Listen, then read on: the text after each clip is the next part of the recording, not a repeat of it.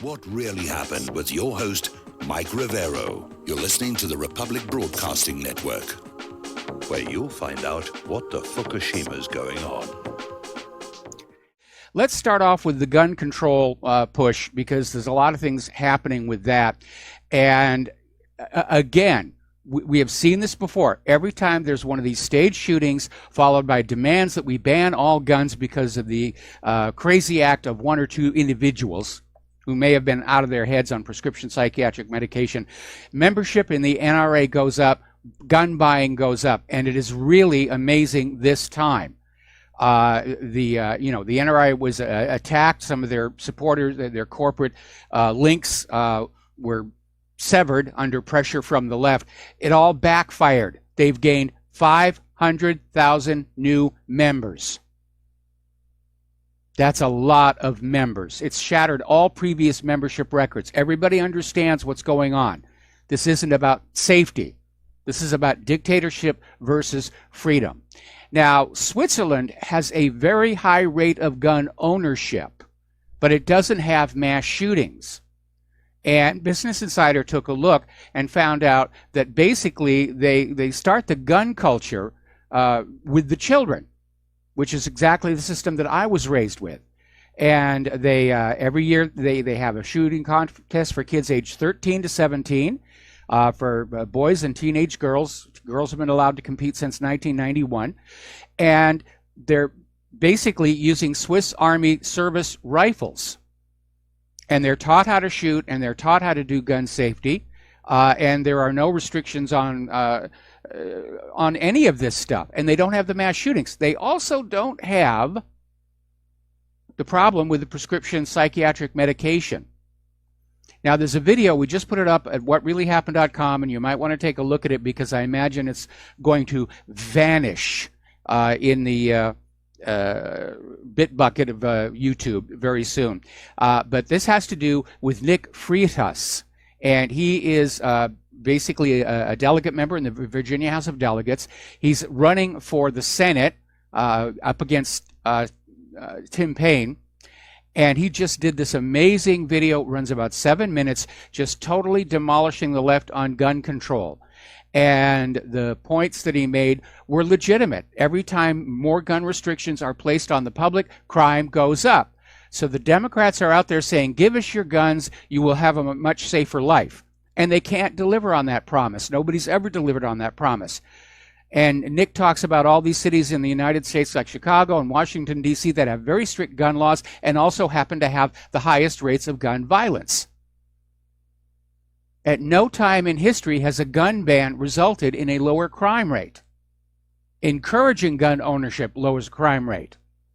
Kennesaw, Georgia, some years ago, they passed a city ordinance. Every house had to have a gun. And crime dropped by 80%. And then Nick goes on to basically talk about the tactics used by the Democrats. And Nick is saying, let's have a fair and honest debate on gun safety, school safety, and the Second Amendment, but let's base it on facts. But because the facts are working against the gun grabbers, the Democrats are accusing anybody defending the Second Amendment of being Nazis and segregationists. And Nick put them in their place by reminding them that it was the Democratic Party that supported the KKK and segregation. Now, a lot of other people are coming on out and saying there is a value to allowing law-abiding citizens to have guns. Condoleezza Rice on The View was out there saying that her father used guns to repel the Ku Klux Klan from their home. And there's a perfect example, especially as Antifa starts to go violent across the country. And again, the gun grabbers are out there saying, don't worry, the police will protect you. Yeah, they did a really bang-up job of that, so to speak, down in Florida, didn't they? Now, up in Oregon, there's a young man, he's 20 years old, and he's filed a lawsuit against Dick's and Walmart for discrimination because the stores have, on their own regard, restricted gun sales to those over 21. There was no law passed. They just did it on their own, and now they're up for an age discrimination lawsuit. Now, normally age discrimination lawsuits are something that you see with the elderly, but this is legitimate. This kid is experiencing age discrimination from Dick's and Walmart's. And he's doing the right thing about it. He's going to court on this thing. Meanwhile, of course, the gun grabbers are out there saying that Russia is behind the gun rights movement. It's all a Russian plot to make sure we all have guns so that we just kill each other off. I'm not kidding. That's what they actually said. Forgetting that when the population is armed, the occurrence of crime and violence actually goes down. But these days, anything that doesn't go your way, oh, it's Russia's fault. Got to be Russia's fault here. All right, we're going to do a shout out now to our on-air affiliates who are just now rejoining our network. Now, Hawaii's own Representative Tulsi Gabbard, I really like her. I agree with about 80% of the things that she's saying. And she's introduced a bill called Securing America's Elections Act to ensure the integrity of this November's elections. Yeah, it's really necessary. And she's out there saying it's kind of strange because you've got all these members of Congress who are out there screaming that Russia is interfering with our elections, but Tulsi's not getting a lot of support on this bill. And basically, the obvious conclusion is both parties are themselves hacking elections, and they don't want to surrender that ability because then they have to rely on the people's vote, and they don't want to do that. Now, Judicial Watch has filed 2 lawsuits for the OHR Fusion GPS documents. Tom Fitton is out there saying the Justice Department needs to come clean about this scandal because, once again, the Justice Department is apparently covering up misconduct targeting President Trump.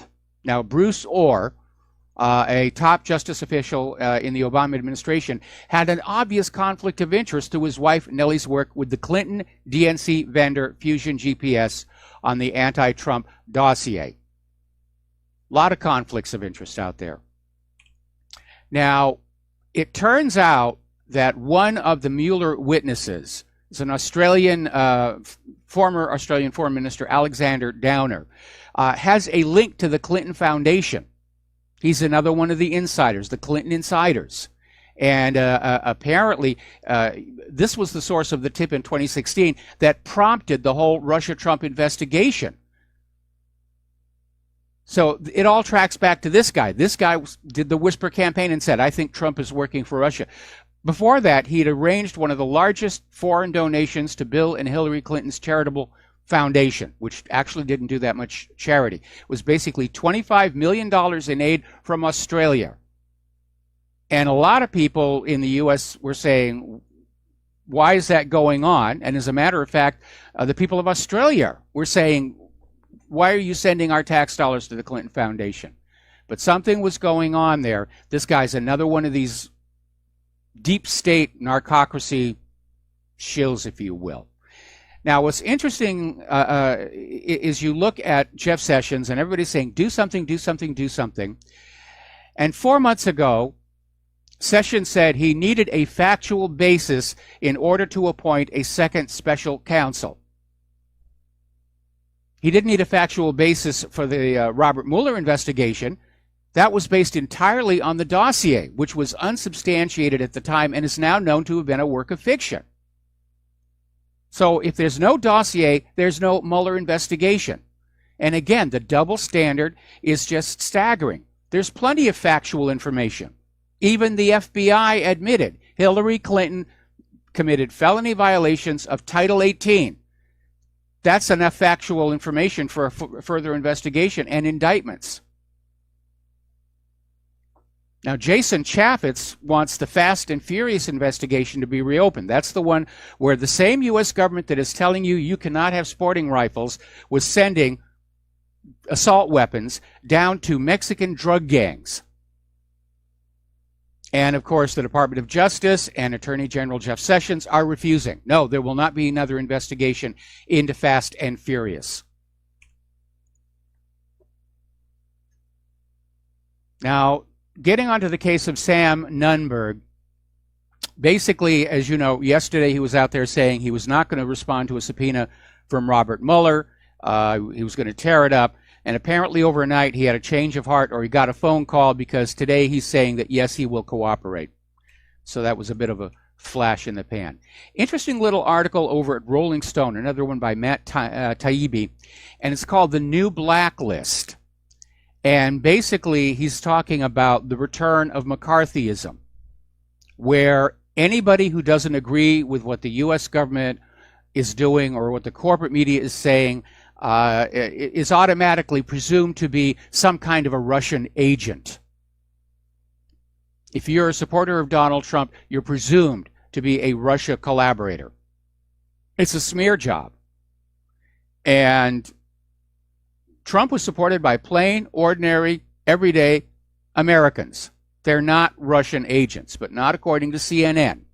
If you're a Trump supporter, you're a Russian agent. And I think what they're trying to do is use shunning, if you will, to try and get people to stop voting GOP this November.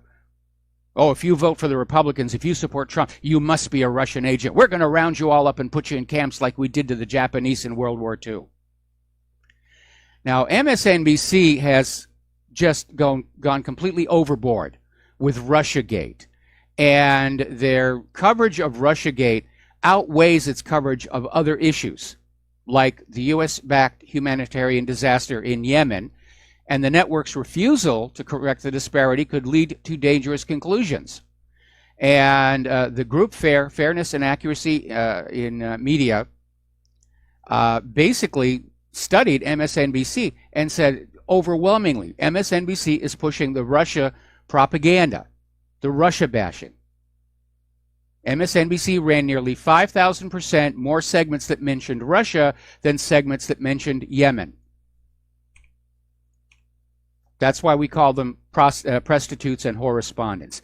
Now, there is a book in PDF form that we have linked to the front page of What Really Happened, and the title is From Russia with Money, kind of a play on the James Bond movie. Here is where it's going. Now, we've talked before about the Chinagate scandal. Back in 1996, Bill Clinton was running for re-election, and using his authority as president, he authorized the transfer of militarily sensitive technology to China, while Chinese money was pouring into his re-election campaign through some Chinese American citizens to make it all look legal. And there was briefly an investigation. It was called Chinagate. And it came to an end because apparently the White House email server suffered a catastrophic failure and there had been no backup tapes. We've heard that one before. Well, this book is making the case that Hillary Clinton did exactly the same thing all over again. At the same time they were getting ready to do this Uranium One deal as part of the Russian reset, Hillary Clinton, as Secretary of State, authorized the transfer of sensitive military technology to Russia, and the Russian money poured into the Clinton Foundation. And the FBI investigated this, the U.S. Army investigated this. They were saying all kinds of technology was being sent over there that represented a threat to our nation. And of course, nothing was done about it. But I have to wonder, is this how Putin got all his new wonder weapons built so fast? Because the U.S. was working on hypersonic technology. And so if you have this group of scientists working on hypersonic technology and this group of scientists working on hypersonic technology, and you steal what these scientists have done and you merge it with what these scientists have done, obviously they have a huge advantage. They've got twice as much data and information to work with. So, of course, they're going to get to the finish line quicker. So, download this PDF and save it, because this is a major, major scandal. This is even worse than Uranium One. This is betrayal of our country. And finally, getting on back to Hillary's email server, which, by the way, still to this date has not had a forensic analysis done on it. Nobody's looked at it.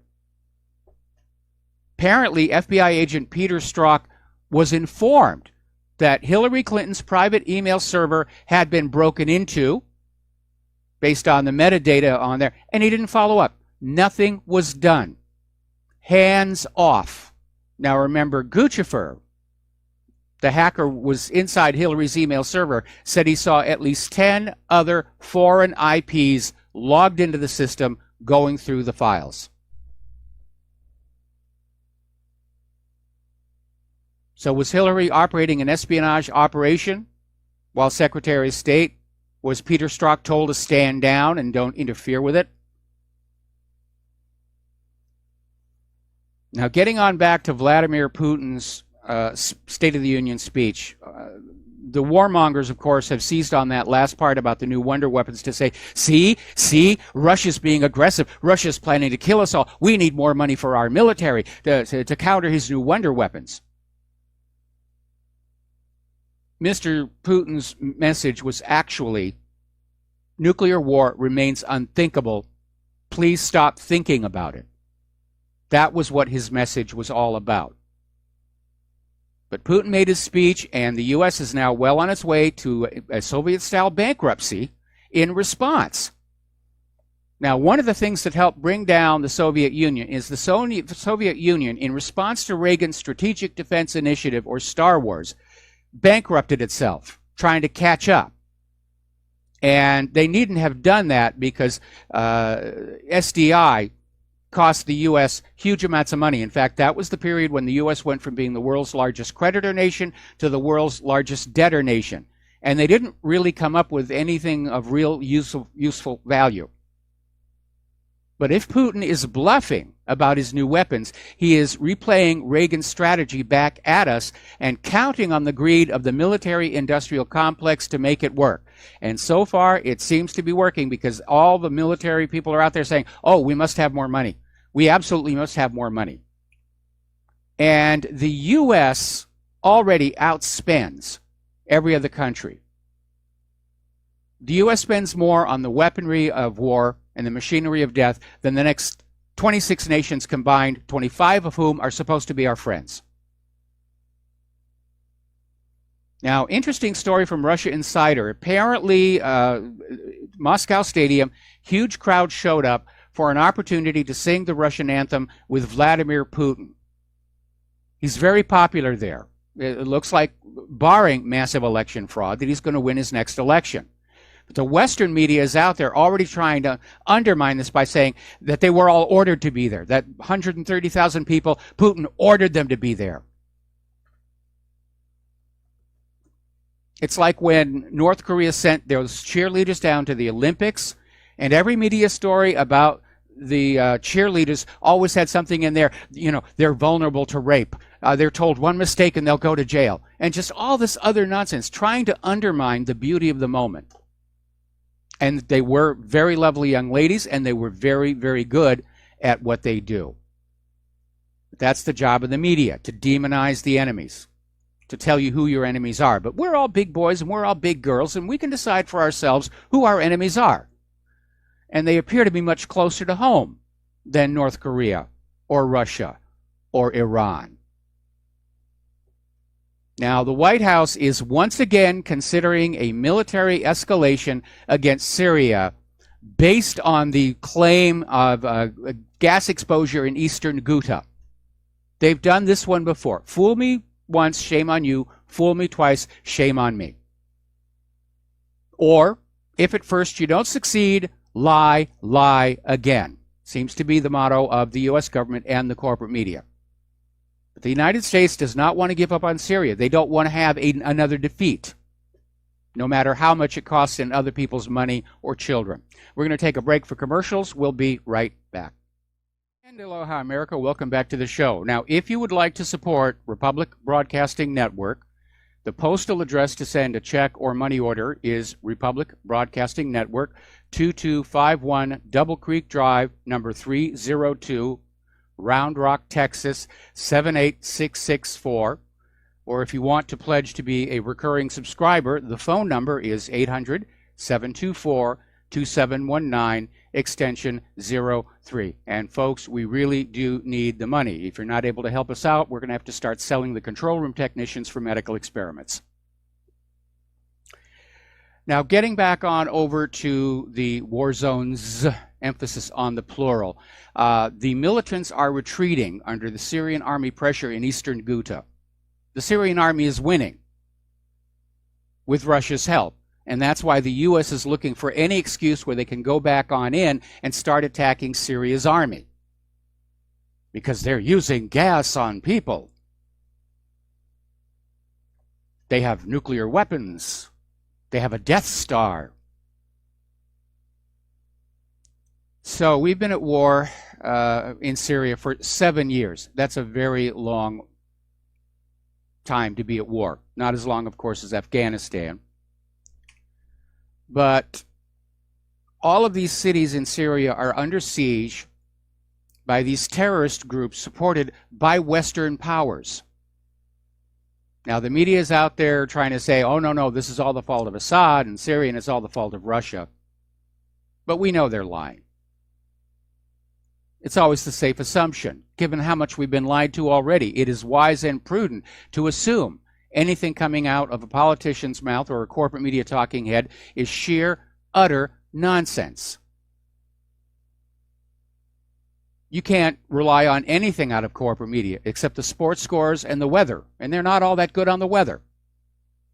That's why you have to become your own researcher, your own analyst. You got to think for yourself, people.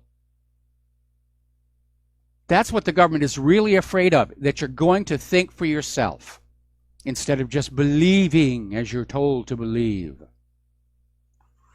Now, there's an article out of Russia Today, what the mainstream media isn't telling you about Eastern Ghouta. And it's basically pointing out how the corporate media is still trying to say that the people causing all the violence are these moderate rebels. They're freedom fighters. And this is all the fault of Bashar al-Assad. And they're just massacring civilians out of villainous bloodlust. No, it's a little more complex than that.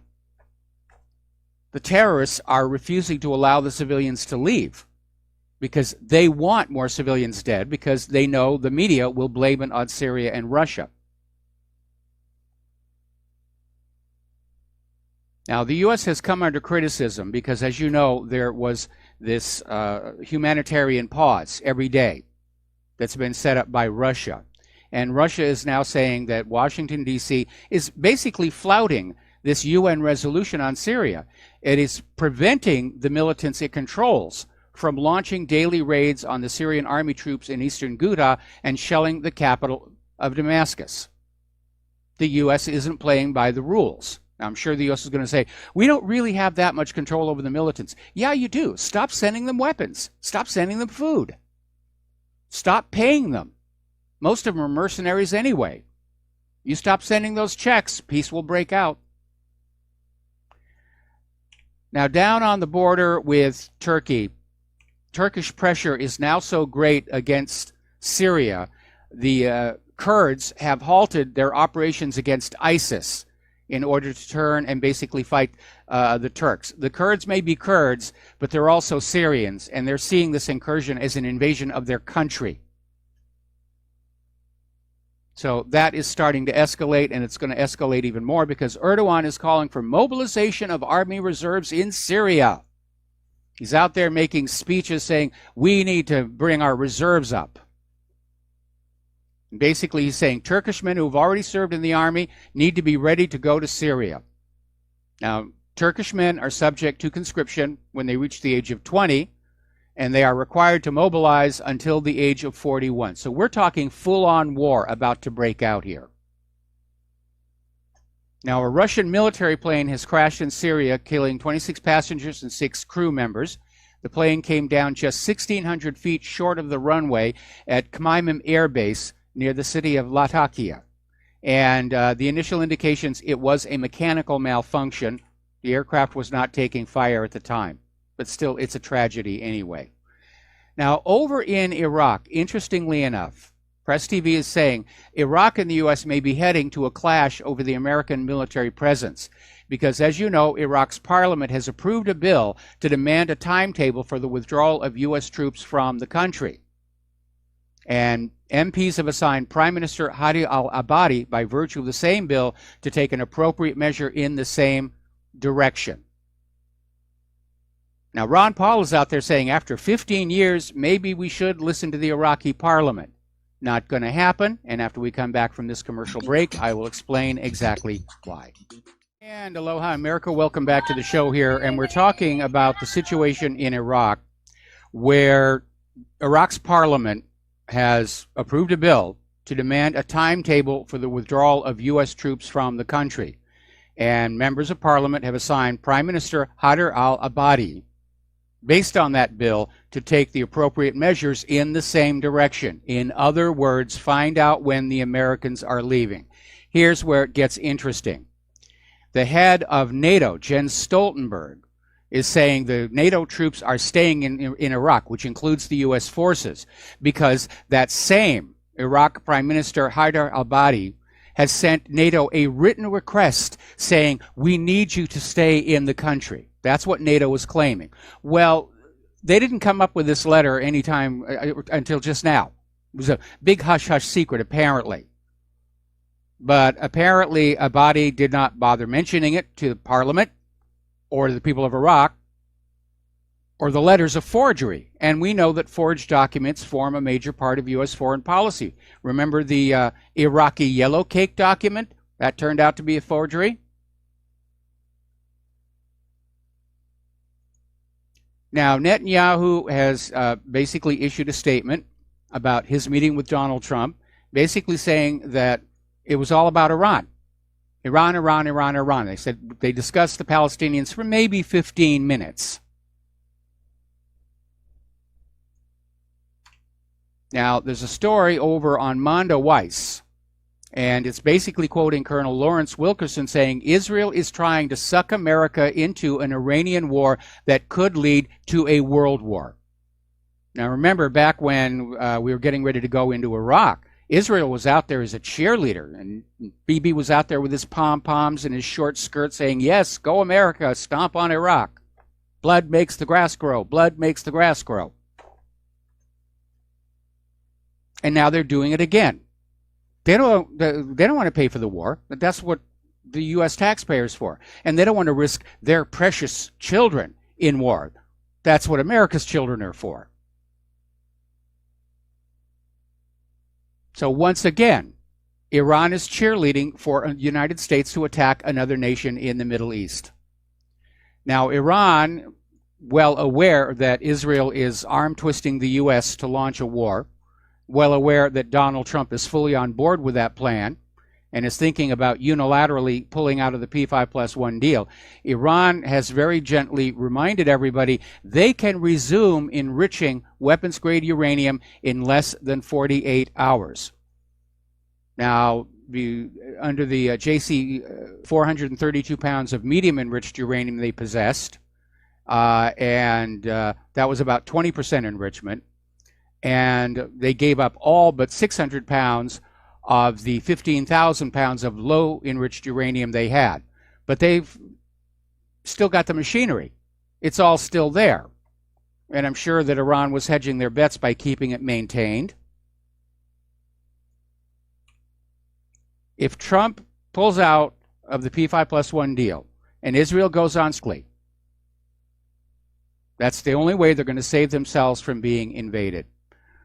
Now, according to a report from Palestinian aid groups, Israeli crop-dusting planes, who were not invited, are flying over Gaza's farmlands and spraying the crops with toxic chemicals, which, of course, is causing heavy losses to Palestinian farmers. They don't have a crop to sell.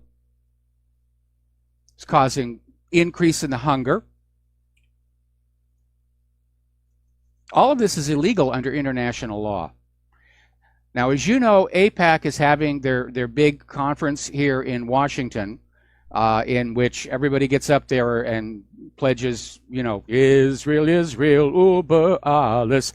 And AIPAC is now expressing concern that progressive Democrats are kind of abandoning Israel. They don't want to be involved anymore. They're not fanatical supporters of Israel. Maybe we're just all tired of hearing Israel whine all the time. Maybe we're all suffering Israel burnout. You ever think about that?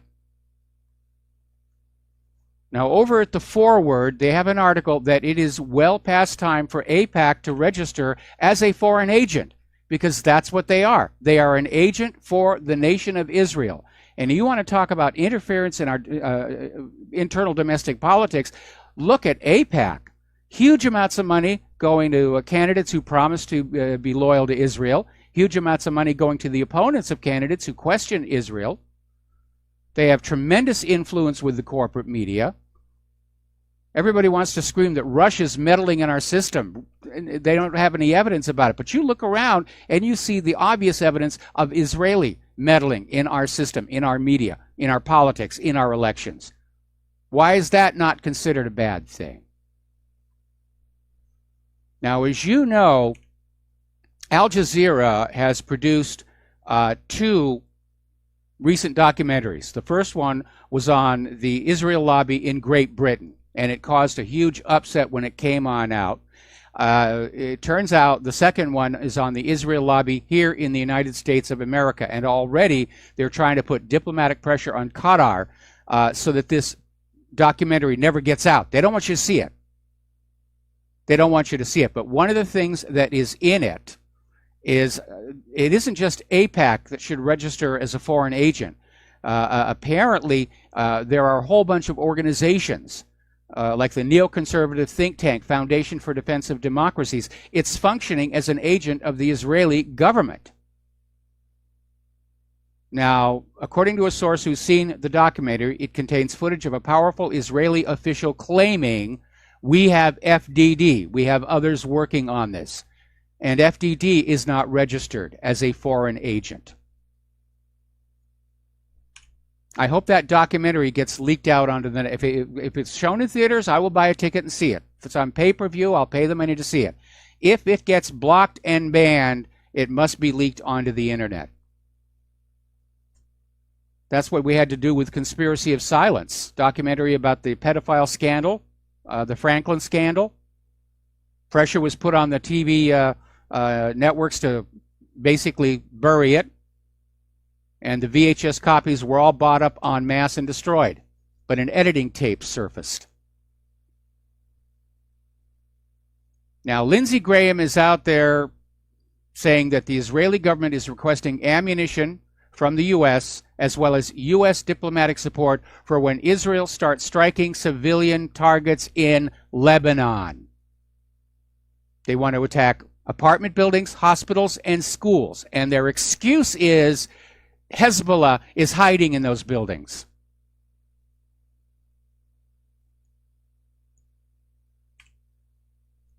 Now, the U.S. Navy is boosting its Mediterranean presence, and apparently this has nothing to do with Russia or Syria or anything else. Exxon is getting ready to explore for oil offshore of Cyprus. And as you know, there's a little bit of tension between Cyprus and Turkey. And they're working in an area where Turkey blocked an Eni drilling ship from prospecting in February. So the U.S. is coming in to basically protect Cyprus oil drillers. Now, over in Korea, things are getting very, very interesting. And obviously, the 2 delegations and Kim Jong-un met and started talking and started sending signals to Washington, D.C. They're willing to talk peace. They're willing to stop their nuclear program for security guarantees. Now, I can't believe that the North Korean government is that dumb, because the U.S. has played this game before. Surrender your weapons of deterrence and we promise we won't invade you. And then they get invaded.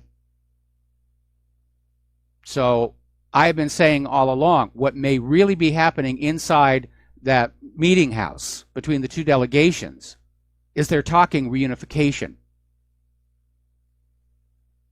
And according to a story that came out of the Express in Great Britain, yeah, Kim Jong-un is saying he's now open to the idea of reunification. Moon Jae-in has been in favor of the Sunshine Policy all along. If they walk out of that building and say, we're now one united country. What's the U.S. government going to do? Bomb them anyway? Bomb Seoul, South Korea? Now, Trump is out there hailing the progress on North Korea, but warns against false hope. Don't get your hopes up, because they don't want peace, they want the war.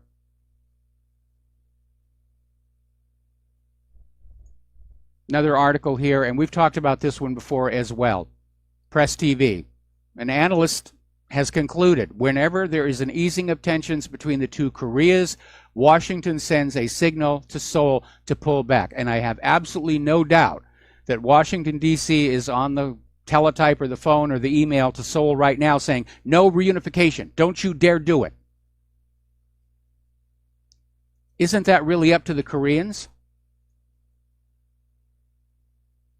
Now, the USS Carl Vinson is in port in Vietnam, the first U.S. warship to be in a Vietnamese port since the end of the Vietnam War in 1975.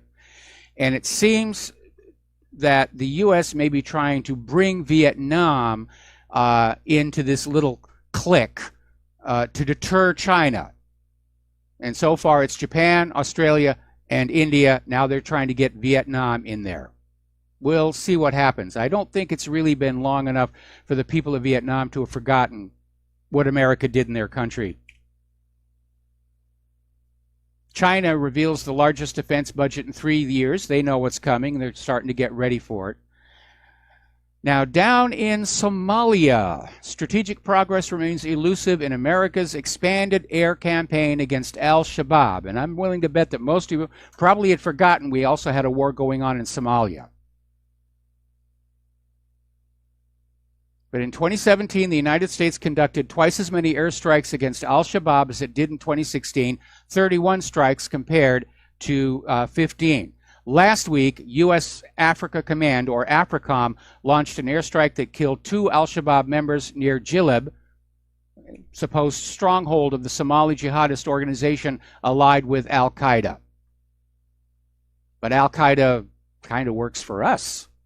I smell another regime change in the air. Remember, Africa is a ripe target.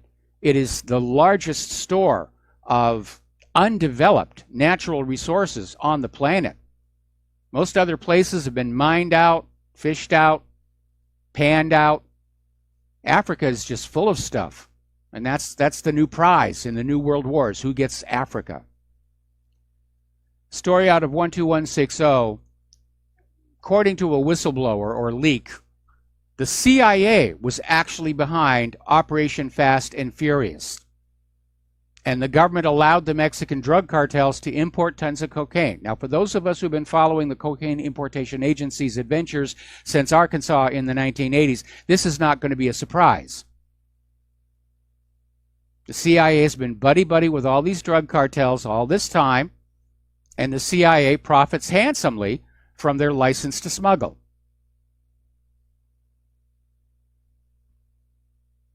Another story in 12160. New Fast and Furious documents confirm exactly what Eric Holder wanted to hide.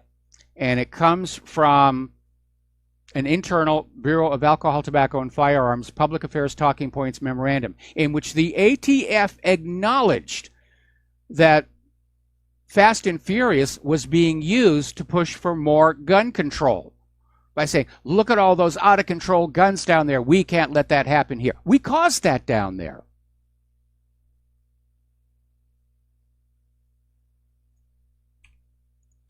It's amazing. And the hypocrisy. The U.S. is sending deadly weapons, fully automatic weapons, or burst weapons rather, to terrorists and to drug lords. But we're not allowed to have the semi-automatic versions. That's the double standard and the hypocrisy, which tells us how criminal our entire government has become. They're doing business with criminals. They're doing business with terrorists. They're doing business with druggies. Washington, D.C. isn't a capital, it's a crime scene. Now, 2 of the Navy officers who've been charged in the Fat Leonard scandal are heading to court-martial's hearings today in separate courtrooms at the Naval Base Norfolk in Virginia. This is Captain John F. Steinberger and Commander Jason Starmer are going to have their cases heard at a general court-martial. Now, the scandal, we talked about this before. It gets its name from a 6-foot, 3-inch tall, 350-pound Malaysian businessman named Leonard Glenn Francis, nicknamed Fat Leonard, who also ran Glenn Defense Marine Asia, a Singapore-based company that provided resupply and port services to Navy ships in Asia and 7th Fleet. Francis admitted last year to cheating the Navy for $35 million. He has yet to be sentenced. Some 60 U.S. naval officers are caught up in this web of corruption. All right, we're going to take a phone call. Dustin in New Jersey. Aloha. Welcome to the show. What's on your mind? And you can't make that up. What a name. Fat Leonard Scandal, huh? Yeah. Can't make it. Mike, I got to complain about, two of your callers the other day. One was from San Francisco. Now, I thought Bill Clinton balanced the budget by taking money out of Social Security. Yes, he did. He looted Social Security. That gentleman kind of admitted that. Yeah, I noticed. He was going so fast, I couldn't get a word in there, and I think that was his intention. We're getting targeted by a lot of shill callers these days.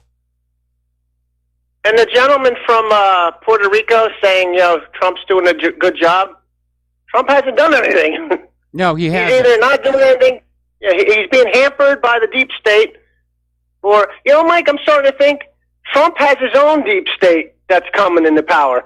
I think this is a battle of oligarchies. This is what it's coming down to. I mean, it could very well be. It could very well be. I mean, if you go on back again to, say, the middle of the last century, most of our political structure, the power families, had gotten rich off of alcohol during Prohibition. And so what we were seeing was a war of the oligarchies between the old alcohol money and the new illicit drug money. And it made our country a lot worse. Dustin, stay on the line. We got to take a break for commercials, and we'll be right back. Aloha, America. Welcome back to our show here. We're talking with Dustin in New Jersey. And Dustin, it's... You can almost feel this war coming on, can't you? Yeah, oh yeah. It's like all the chess pieces are being moved around. I mean, my God, Mike, Trump ran as we're in a big fat bubble. He ran on bringing the troops home and stopping all this foreign, so did Obama. Getting involved in foreign. So did Obama. Yeah, Obama was out there saying, my first day as president, I will end the war and I will bring our troops home. And we got lied to again. And yeah. we need to understand, we're always being lied to by the government, by the corporate media. We've got to stop believing and trusting these people. We're in this abusive relationship. We're suffering citizen abuse at the hands of the government and the media. Yeah, how many more people are we going to vote for that pull us, play us as fools? I mean, Mike, you know what crushed me? That caller from San Francisco was right on a few points about, like, Carl Icahn. Right there, he had inside information like Martha Stewart had.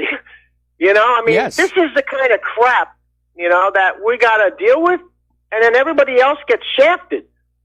Trump's a lost cause. Sorry to say it. I'm afraid you're right. I'm afraid you're right. The only way I'll support him in 2020 is if Hillary runs again. But that's what we come to, Mike. The emperor has no clothes, and the empire is basically coming to a close. We had Hillary Clinton versus Trump. This of all the people in this country, this is what we ended up with. Doesn't that tell anybody something? Yeah. I know people still support Trump, but I mean, it comes a time, you got to drop. You got to drop him. I don't know how many more chances he's going to get. Why is Sessions still there? Why isn't he fired anybody in the CIA, the NSA, and the DIA, and the FBI? He has the power. He hasn't done anything like that. What is he waiting for? The last day of his term? I mean, I don't understand. Those people should have all been gone. He let these people come about him, he could have got rid of these people the first day and they wouldn't have been having to deal with this crap. I agree with you on that one. I've been saying that was Trump's biggest mistake coming into the White House. He wanted to be magnanimous in victory and keep the holdovers, thinking that because he was now the boss that they would be loyal and obedient, because that's the way it works in business. It's not the way it works in Washington, D.C. Everybody has an agenda. Everybody has secret connections and secret controllers. But I mean, like, we talked about the trade, the tariffs and stuff. All the tariffs is a tax on the American people, because you'll be paying more for that 6-pack of canned beer, washing machines, cars, this or that. I mean, it's a sneaky tax, just like Obamacare was. It's a sneaky. It's not benefit. The steel companies are not going to build new factories, like you said. It's the Rust Belt. That's the name for a reason. Yes. All right. Well, listen. Yeah, Dustin, we got to let you go. We got to take a station identification break, and we'll be back with hour 2 after these few words. And aloha, America. Welcome back to the show, hour number 2, and we're going to go right to the telephones to Chuck in Texas. Aloha, Chuck. Welcome to the show. What's on your mind? Hi, Mike. I don't know if you recall or not, but about, 6 weeks ago or so, I called and saying, we need to dump Trump. We need to stop supporting him in every way because he's betraying us. I think it's now becoming apparent, especially with this latest grab your guns and then go to the judicial review thing. Yeah. That I think people are beginning to realize I was right. And I think it's time we do not support him. Yes, he's being attacked, but I think that's all been a big kabuki dance. Defend me because the ones you hate are attacking me. Well, he's betrayed us on every major issue. And it's time we we need the resistance back. Well, it's been a year. It's been a year, and Trump has had a lot of adversity and turmoil within the White House. He's definitely being cornered, corralled by people in Washington, D.C. who absolutely hate his guts. But even trying to give him all the benefit of the doubts, we're not getting the Donald Trump we voted for. We're not hearing anything out of Robert Kennedy Jr.'s Vaccine Safety Commission. He's already shut down the Election Integrity Commission, and all he's doing is having the Department of Homeland Security check the electronic voting machines to make sure they can't be hacked, forgetting that the hacking of the electronic voting machines happened at the point of manufacture. He certainly did not keep his promise to get us out of these wars all around the world, and I'm failing to see that he has actually done all that much beneficial for the economy. I know we're constantly being told he did, but to me things are virtually identical to where they were. I'm sorry, but I've given up on Trump. I don't think he's going to work out.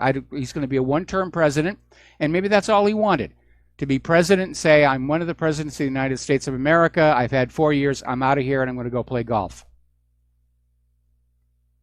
I'm glad to hear you say that. I've taken so much grief from people, espousing my point of view on Trump. Oh, you're a libtard, and but Hillary would have been worse, and all those other excuses. But Hillary would have been worse. I'm just glad people. Hillary yes, would have she been would worse. have, Yeah. no doubt about it. No doubt about it. But the lesser of two evils is just evil getting there a little bit slower. And I think finally with this, confiscating guns without a court order, I think we can finally, just say, okay, we're done. We're not going to support him in any way. Yes, Pence is going to be a real pain, but at least we know what to expect. One thing, at least in Obama, we knew he was the enemy. And, Pence is going to be the enemy, but this sneak enemy is what I really resent. All right, now I need to put a comment in here. I need to put a comment in here. I'm not going to support Donald Trump, but neither am I going to do anything to try and cause him harm, either politically or physically, because he is the elected president of the United States of America, and this is supposed to be a nation of laws. And so we want to be very, very careful here. Trump is a disappointment, but he's going to be the president for the next 3 years. Yes, I absolutely agree, but we need to take off the rose-colored glasses, and whenever people say, well, we have to support Trump because he would be better than, we say, no, he's doing wrong, and it's time we started pointing it out, getting the resistance back up again so that we recognize he's just another part of the problem again. Mike, I appreciate your show so much, man. You're the news guy for me every day. Well, thank you very much for those kind words, and we're going to let you go and switch over to Cody in Texas. Aloha, Cody. Welcome to the show. What's on your mind? Good afternoon, and just to set the record straight, I was a never Hillary, so that was my main option for voting for Trump. So he doesn't Same have here. like my, I'm not a blind sheeple like a lot of people are. But my question to you is about tariffs, because I had struggled with this when I'm 60 years old, but I still remember my social studies class or whatever it was in. If tariffs don't work, why does the United States have to pay them? Well, all these other countries are charging us tariffs, and somehow we still manage to get our stuff in there and pay the tariffs. And yet actually, no, we don't. We have a tremendous trade imbalance, and the tariffs are part of the issue, along with the fact that American products are overpriced and not of really good quality. But the trade imbalance is like almost $2 billion a day is going out of the country to buy imported goods. Then money is coming into the country to buy U.S. goods. So in point of fact, no, we're not really getting our products out to these other countries. Nobody wants our GMO agriculture. Now, originally, when this country was started, you can cherry pick item per item as far as what we're exporting, what we're not exporting, etc.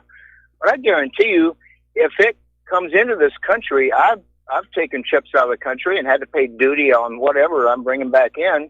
It's the same principle. If we send anything to Japan or wherever, we have to pay a duty on it. Call it a tariff, call it a duty, call it whatever you want to, but we are still paying to put our goods in foreigners' hands, and it's passed down along to the consumer. I'm in the trucking industry, so I completely get that passing the buck of the expense. yes. But that's kind of where my bottom line is. I heard a statistic this morning that the metals only account for, the imported metals only account for like 2% of imported steel. That just sounds, why is everybody throwing such a fit if it's only 2% metal coming in? This was on Fox News this morning. Well, I think you may have misheard that, because I think it's 2% of our steel is coming in from China, and we don't really have an indigenous steel industry anymore. And I don't know where Fox is getting that number, but we import a lot of steel and aluminum from Canada, and they're very upset over the tariffs. Now, originally, tariffs were just a revenue-raising mechanism. When the United States was founded, there were no taxes on the people. The government funded itself through tariffs, import and export, and basically taxed the companies. And it was much simpler to administer. And that was going to be my next point, is that we didn't used to have an income tax for that reason. So I'm kind of, I'm still in support. And if, here's the deal. Back when America was strong, okay, Cody, you didn't let me complete what I wanted to say. Okay, which is, when this country was started, the government funded itself on tariffs. There were no taxes on the people. For one thing, it was impractical. Trying to go on out and find everybody. They didn't have, email and tracking and all the rest of that. But over time, tariffs have been used to balance trade and then ultimately as a weapon of economic war. Meanwhile, of course, the taxes have been dumped onto ordinary people, even though the Constitution expressly forbids a non-apportioned taxation. Okay? All right. I think there's still, I think Trump he's kind of pulled the lid off of this Pandora's box, and I'm hoping that it is a tool for negotiation where we can get this more of a fair trade, and that's kind of where I was going with it. That I'm hoping that this is simply a tool, whether it's somebody's got a thumb in the eye today, but it may actually open up into a better deal for everybody involved when it's all said and done. The big problem we have here is we as a nation don't have all that much to trade with. Again, nobody wants our GMO agriculture, and American manufacturing is in decline. we don't actually make a lot of stuff. Not just in decline; it's almost non-existent. Yeah, it is. It's starting to come back. So what are we going to trade to these other countries? That's the big issue. Anyway, listen, Cody, thank you very much. We're going to let you go. We're going to do a shout out to our on-air affiliates rejoining the network. And back to Tom in Indiana. Aloha, Tom. Welcome to the show. What's on your mind? Aloha. I want to take you back to the 1950s, to Lorain, Ohio, to U.S. Steel. My grandfather worked there, retired in the 50s, early 50s. I remember the orange haze in the air. It was on all the property. It was on his car. It was on the sandstone house that he had. It was all over. You could smell when you got away from Lorain, Ohio. The air smelled better. And even all along there, they had all these railroad trains that ran on coal and stuff. And for a kid, it was really something to see back then. Yes. And now today, if you get stopped by a train that's a mile long, you see all that steel. Then you look on the rail, you see all that steel. Then you go along the highway and you see the highway rails and stuff. We really need to get back to making steel again. Yes. We can't import steel. This is our wherewithal to stay a free country. We have to have steel. And whatever it costs, I don't care if Joe Six-Pack has to pay more. I don't care if you have to pay $200 more for a car. I used to work in an auto factory, and I remember when NAFTA came and everybody was promising this. Oh yeah, we'll take care of you if you get laid off. Yeah, we'll take care of you. I saw factory after factory after factory closed. Now Trump's doing something. He's putting his big boy pants on, his brass knuckles. He's gonna start these steel mills up again. We're going to have better air quality, but by God, we're going to have the wherewithal to make war if we have to make war, and not be subordinate to another country. Well, you raise a very good point there. You raise a very good point. Once the war breaks on out, the global supply chains are all going to collapse. And if we're not self-sufficient in the production of war materiel, then we are going to lose. It's, in fact, one of the reasons why I think the U.S. is destined to lose this war. Here's another thing, though, Mike. If something happens and they knock out the web, how are you going to pay your checks? How are you going to do this? How are you going to order groceries? How's anything going to happen? I don't have a phone anymore that's on a wire. How do I communicate with anybody? If they take out this web, we're doomed. We're doomed. So what we have to do is roll up our sleeves and get back to the basics. It's going to hurt a lot because a lot of people are lazy. A lot of people sold their businesses I don't want to say I did. I sold my business and I put my money in the stock market and I lost. But that was years ago. But I can see it all coming again. We really need to roll up our sleeves and get this country back to work. Well, that's going to be really hard because due to Common Core and liberalism, the younger generation, they're overly sensitive. I can just imagine how they're going to collapse from workplace adversity. Plus, there's a huge problem with liberalism, that sense of entitlement, that the government should just give them stuff. In fact, I think liberalism could be defined as all of life's losers demanding stuff from all of life's winners. But there are so many parts of our nation that are broken. It all needs to be fixed together at the same time. You can't just say, we're going to start building factories. You have to say, we're going to build the factories. We're going to reopen the mines for the iron ore. We got to start training young people that working in a factory is not a bad thing. It's not socially inferior. And start reviving the work ethic. One of the problems with our current college education system, people are going through and getting a degree in stuff that has no relevance in real life, and then they walk on out and wonder why they can't find a decent job. I can agree with you on that. I know education's the big part, and that was the beginning of them taking this country apart. It was once they got into the education and dumbing down our kids. I'll tell you that the founders that wrote up the Declaration of Independence are so much smarter than the college graduates with a doctor's degree today. Well, I mean, Thomas Jefferson was an absolute genius. There's no question about that. Okay. Well, that's all I get to say for you today. Thank you very much, and have a good day. All right, Tom, we're going to let you go. Thank you for the phone call. We're going to switch to Dan in Washington State. Aloha. Welcome to the show. What's on your mind? Hey, Mike. Thanks for taking the call. I hate to pick on you like the other callers, but I think you're wrong on the tariff issue. I think you're kind of pushing the globalist agenda, actually, with saying tariffs are bad. Because it's the globalists that want no tariffs because they'd rather have a global economic system instead of a national system. Well, no, I'm saying that tariffs are bad because historically they haven't worked over the long run before.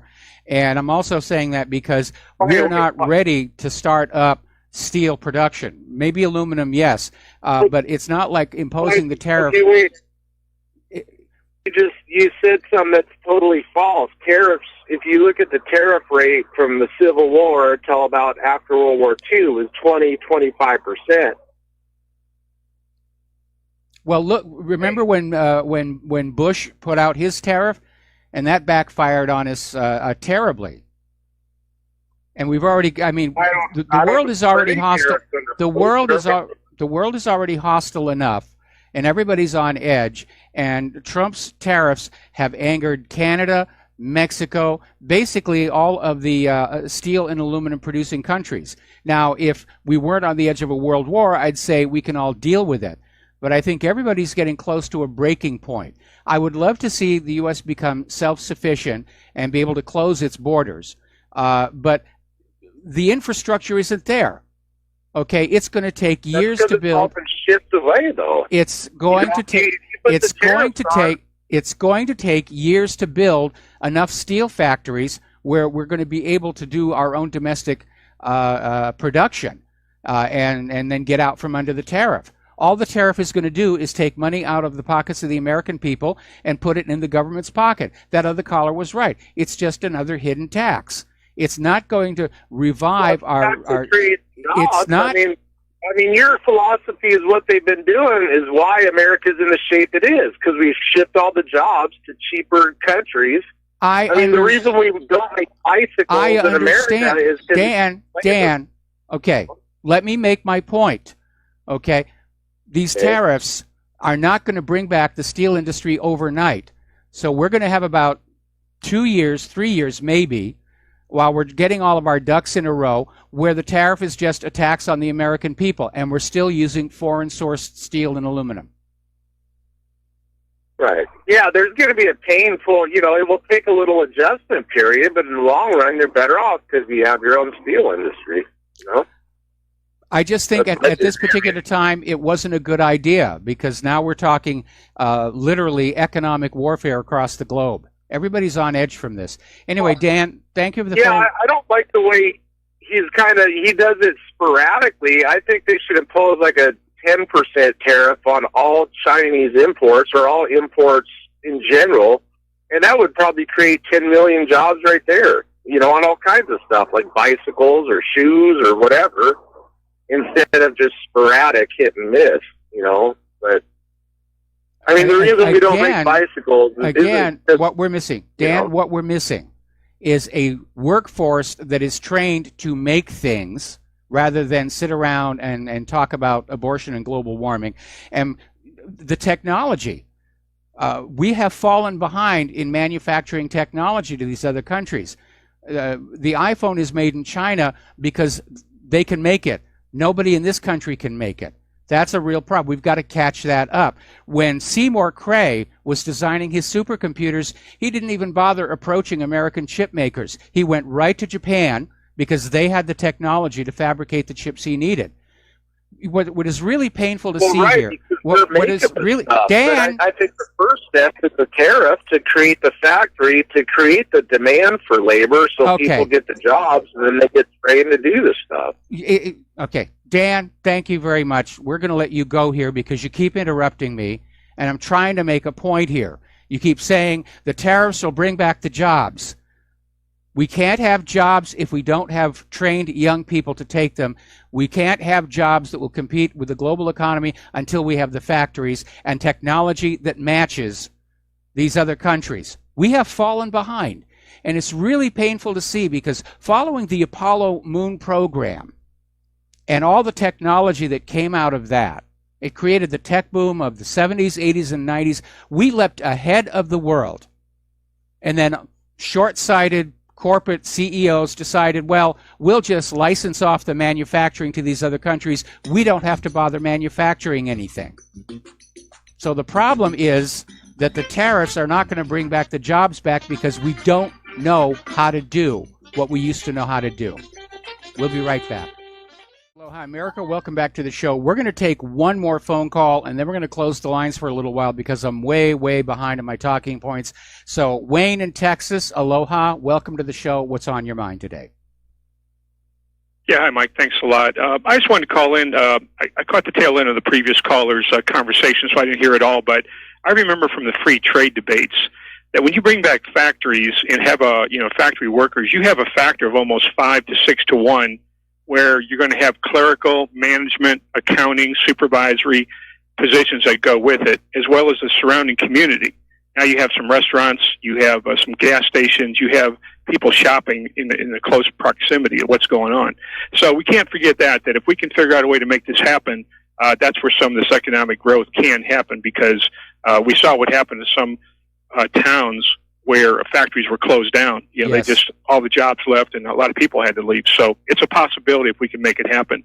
But my real reason for calling is I was talking to a guy today who's got a lot of money and has some businesses, but he says that never in his lifetime has he seen a president keep so many of the promises that he made during the campaign trail. Now, I'm not a Trump toady or anything, but the thing a lot of people don't realize is by Trump making a big push against illegal immigration, kicking out MS-13 and some of these gangs, we are saving some lives. We can't quantify it yet, but there are lives. I agree with you on that one. I agree with you that Trump is keeping his word on the immigration. I'm having a hard time finding other areas where he has kept his promises. He certainly did not keep his promise to put Hillary in jail. Okay, I understand that, but again, he improved veterans' health care. He may have saved some lives already with the big push there. He's also overturning Obama executive orders that shut down coal mines. So I think he's really kept a lot of families together by overturning these EOs. And now the guy I was talking to has a coal mine in Utah that's being reopened, and they're getting after it with some new jobs and everything. Okay, and so that's a good thing. So, and also with free trade, I'm an electronics business, and we saw total devastation in the 80s and 90s with the free trade. So many factories closed, and we knew at the time Japan and China were dumping just to gain market share. They get the market share, boom, they started raising prices left and right, because now it's a captive audience. So having, again, I don't know what the formula is, but I can guarantee you the fact that these guys are being put on the spotlight to come up with some kind of idea how to challenge this, then, at least we're making some progress. Add in Gorsuch and the tax cuts. I don't think he's done a bad job, but again, I'm not an apologist. But I think that guy in Texas, I just don't believe, that he can be, that naive that he doesn't understand some of this stuff. I think there's been some very, very good pluses. Trump's not going to do it all. He's only been in 1 year, and if he wants to take out Hillary, I think he can do it. He has to work the back rooms of Congress and other places with his people and come up with enough support to make something like that happen, because it'd be a major, major political uproar over it. Okay, well, let me comment on that. First of all, the Trump tax cut benefited primarily the ultra wealthy. Ordinary middle Americans are not going to see much of a benefit from it whatsoever. There have been one or two companies who have issued bonuses because of the tax cuts, but Trump is basically repeating Reagan's trickle-down theory. Where they were going to give huge tax cuts to the ultra-rich, and then the money would trickle down from the rich to the lower classes, and basically it did not happen. In fact, a lot of these ultra-rich started looking for places to shelter their money offshore. Now, as far as the veterans' health care is concerned, it is abysmal, but if I recall correctly, while the defense spending budget has been increased, I think they actually cut back on the VA yet again. So that may be a push on that one. But the big promises that Trump campaigned on, vaccine safety, Hillary in jail, stopping the wars, was absolutely the biggest one. And he just hasn't delivered on any of those. He was going to make sure that the elections were completely honest. And he's closed his election integrity commission. So he's done a few things that seem to be of little interest to the really ultra powerful, but when you get close to that narcocracy, he's absolutely blocked. Now, yes, he's got another 3 years, and if he turns around and starts getting some of this stuff done, I will apologize, but right now I've lost confidence in him. And that's just the way it is. Anyway, Wayne, thank you very much for the phone call. We're going to let you go and we get back to the news because I'm way, way behind it. Okay, we were talking about the war and so forth. And apparently, according to this article over in Air Force Times, the availability rate of mission-capable aircraft has been in a long, slow decline. And apparently right now, about 71% of the Air Force's aircraft are flyable at any given time last year. And that was a drop from the year before, and the trend is continuing. And former Air Force pilots and leaders say that this is a gigantic red flag. Now, we know that part of the problem is that some of these aircraft are just not built very well. F-22 still asphyxiating its pilots. Huge list of problems with the F-35. And it all goes back to the fact that our military-industrial complex is all about money, not about quality weapons. More about this when we come back from these words from our sponsors. Aloha, America. Welcome back to our show. And we're talking about this story where the number of Air Force planes that are mission-capable has been in decline for apparently several years, and it's down to basically 71%.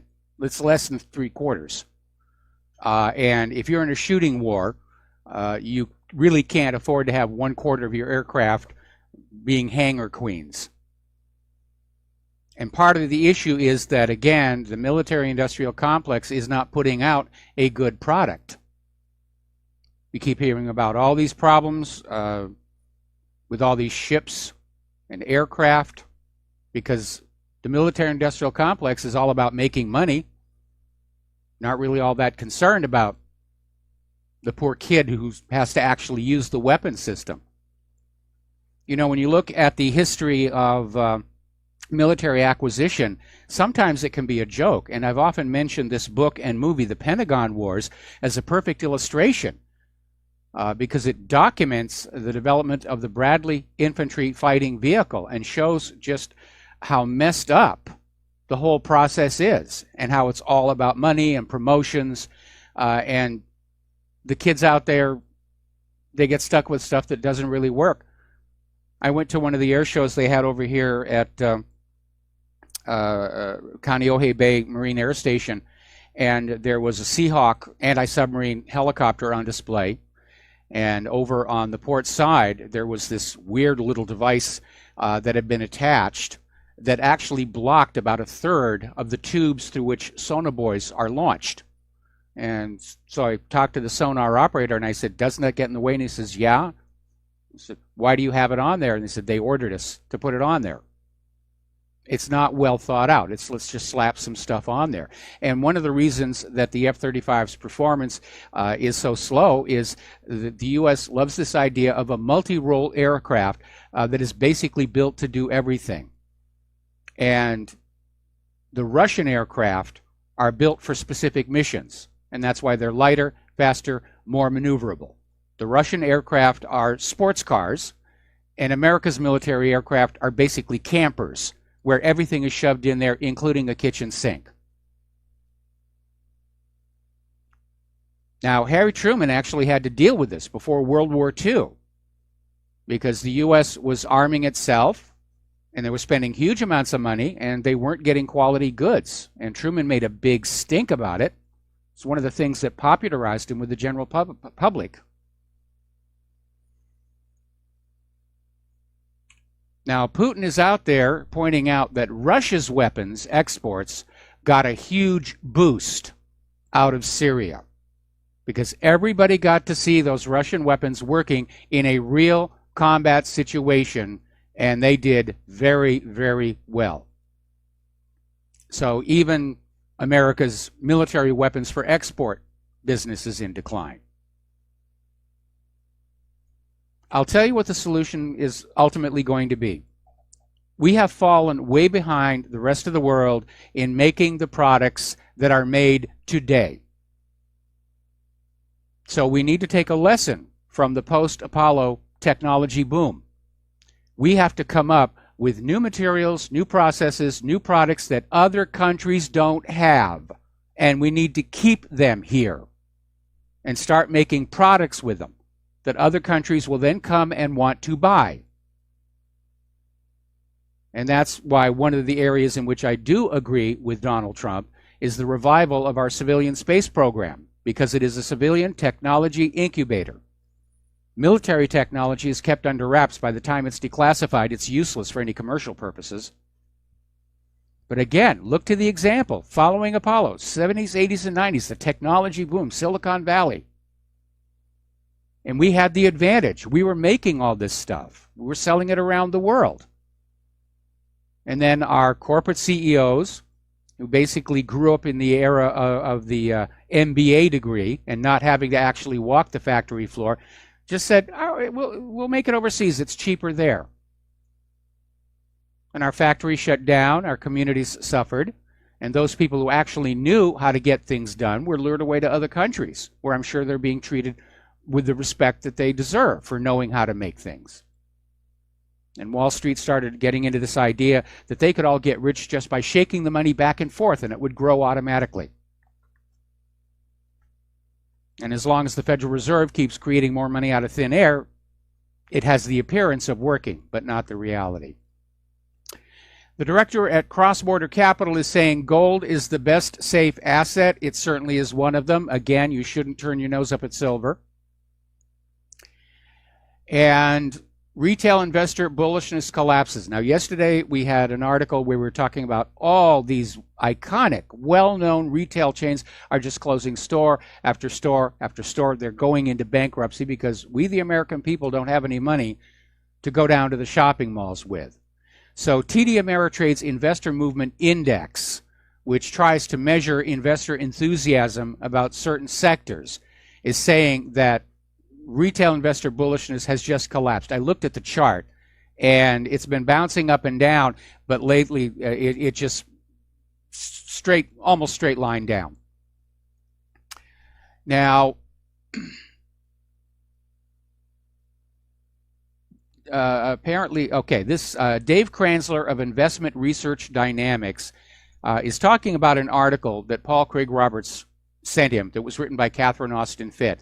And it's basically about the state of America's pension funds. And Dave Kranzler is saying the pension crisis is about to detonate. And Dave is out there saying that actually this is just part of a continuing phenomenon of using crisis and bubbles to take real wealth away from the middle class and give it to the wealthy. And he points as an example to the 2008 mortgage-backed security fraud, which when that disaster was over, American homeowners had lost their equity, if not their home outright, to the tune of trillions and trillions of dollars. And the rich banks all got bailed out at taxpayer expense, except for AIG, which went bust because of the derivatives exposure. Right now in this country, 42% of Americans have less than $10,000 saved, and they're probably going to retire broke. And we know that Social Security is also in trouble.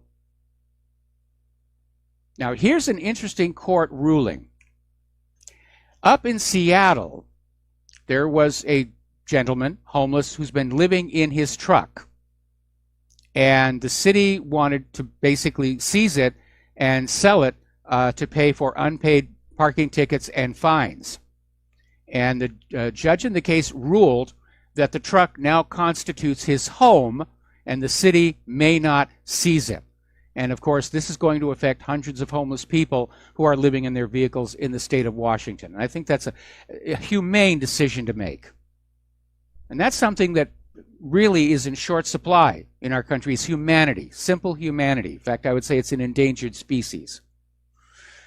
Now, getting on back to the tariffs, Trump says he's not backing down on tariffs.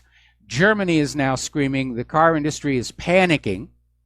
saying that this is going to erode profit margins. It's going to make their cars more expensive to send to the United States, to a population where we already have a surplus of cars.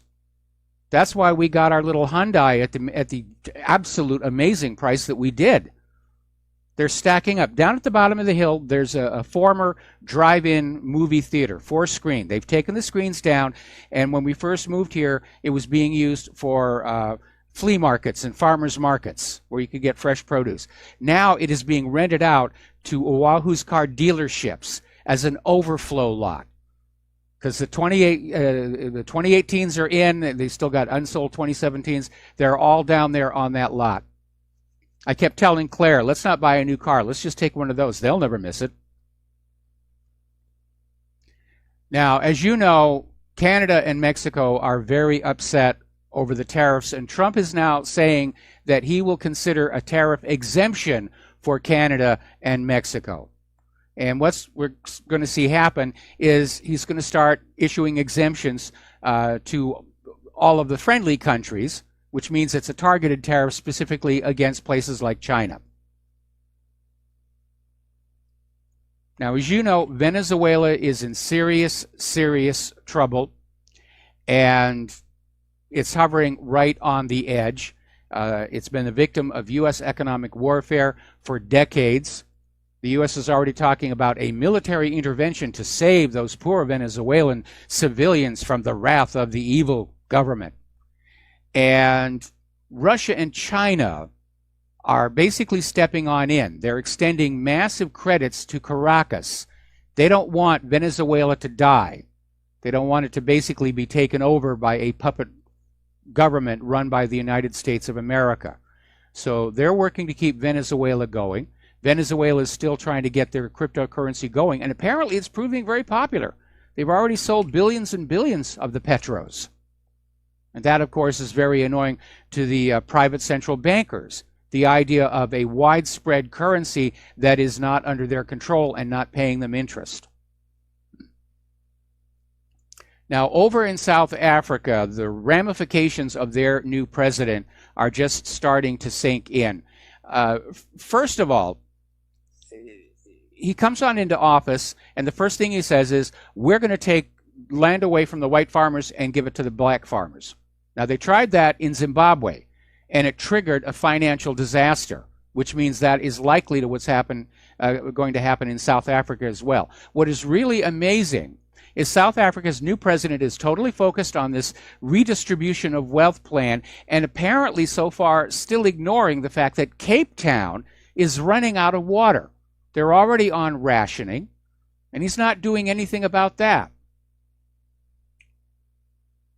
Now, as you know, the mayor of Oakland issued a warning that the Immigration Customs Enforcement were going to be making a sweep through the city, and as a result, some 800 illegal immigrants with criminal records were able to evade the sweep. Now, Jeff Sessions, who's eager to prove that he's got some value as the Attorney General, is apparently opening an investigation against Oakland Mayor Libby Schaaf for obstruction of justice. And he ought to.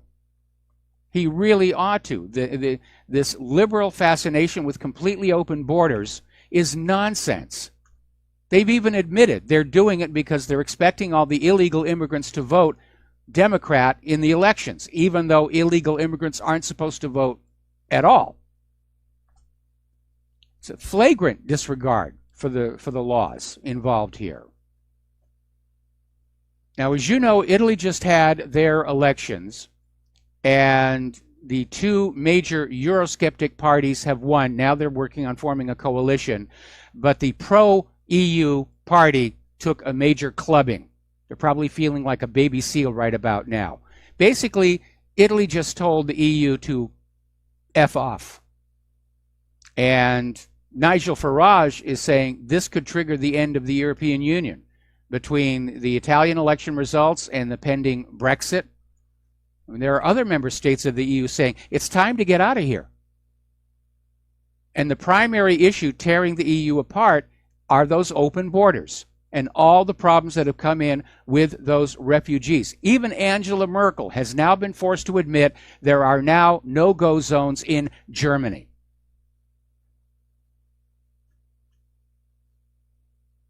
Now, believe it or not, Obama's UN ambassador, Samantha Power, came on out and said that Russia was behind the Italian election results, that the Italian people love the EU. They love their refugees. The only reason the election would have gone against the EU, it had to be those evil Russians hacking the election. I admire Samantha Power that she can keep such a straight face when she says nonsense like this.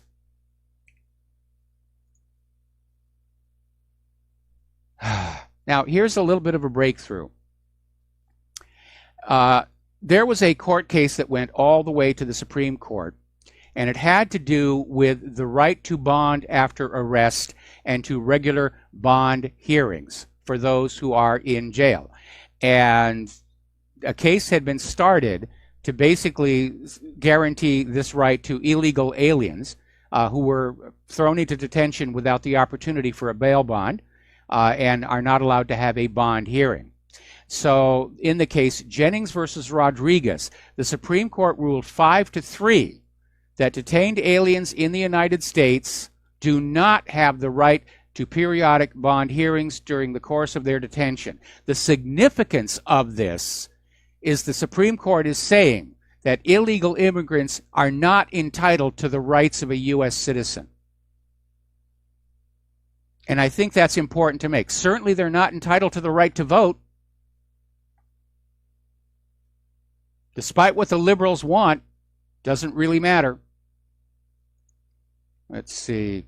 Somebody just sent me an article on the Bush White House and their steel tariff, and it didn't work back then. I'm going to put it up during this next commercial break. Now, French prosecutors have officially charged Marine Le Pen for tweeting against the ISIS terrorists. Now, the EU in Brussels are basically looking to bring down their biggest critics. President Macron is moving forward with charges against former French presidential candidate Marine Le Pen. And it's no secret the EU hates freedom of speech about as much as Israel and much of our current government does.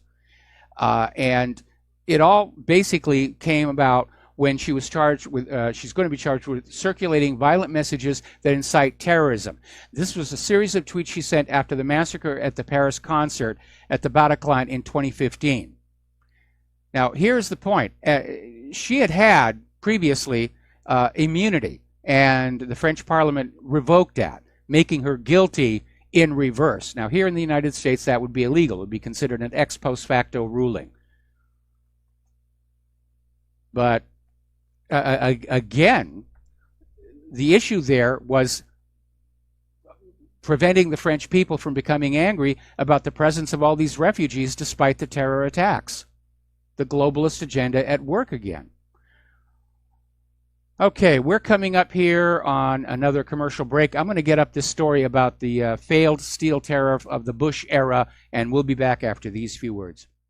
And aloha, America. Welcome back to the show here. And somebody just sent me a link to an article in time.com, talking about how Bush's steel tariff backfired horribly. And I'm going to read you a little bit of the story here. Basically, Bush had campaigned on a free trade agenda. He had a bunch of free trade supporters in his staff.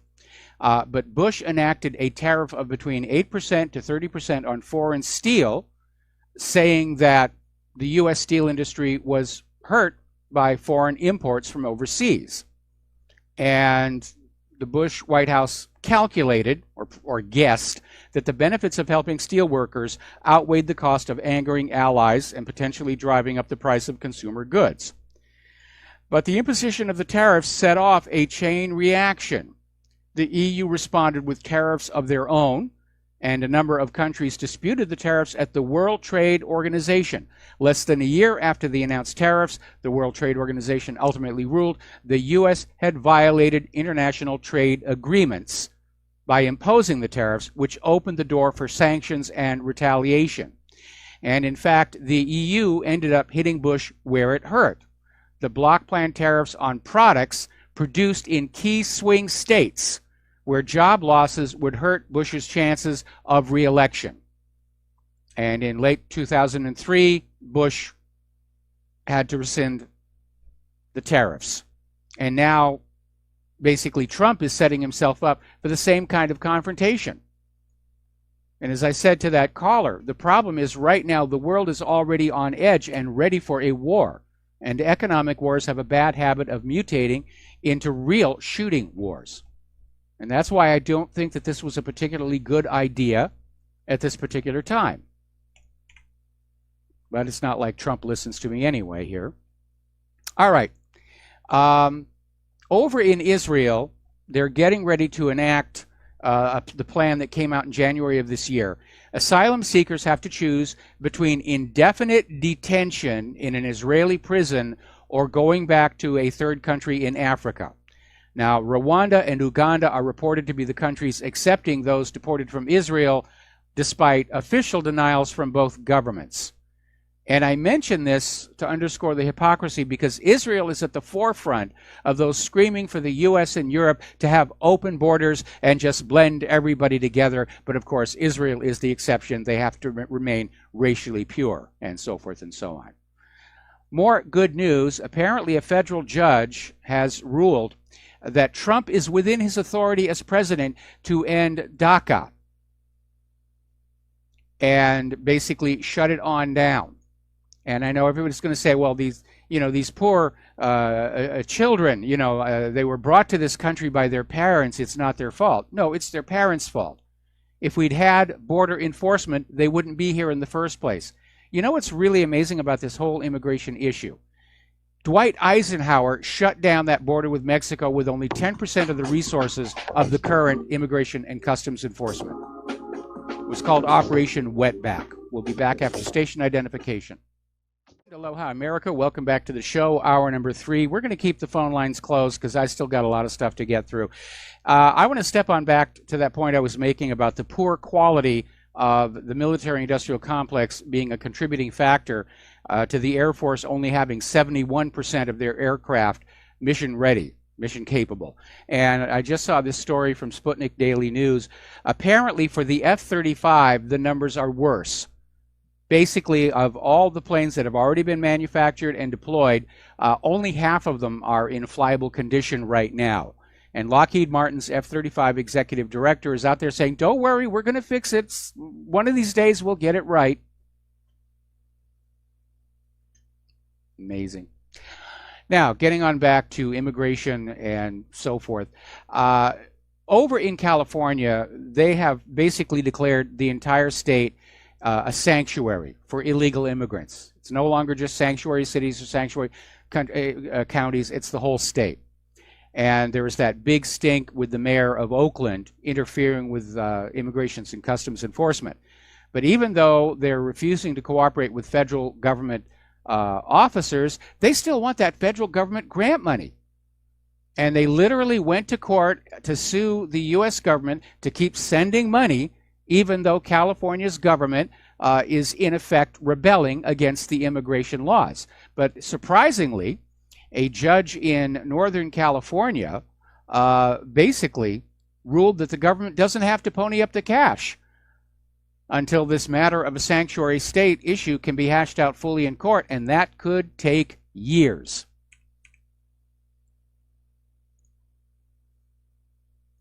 Now, quick little note from the Mandalay Bay shooting. The autopsy, the coroner's report on Stephen Paddock, the accused shooter, has been released, and surprisingly, elevated levels of mercury, arsenic, lead, selenium, and antimony were found in his body. I mean, really heavy dose.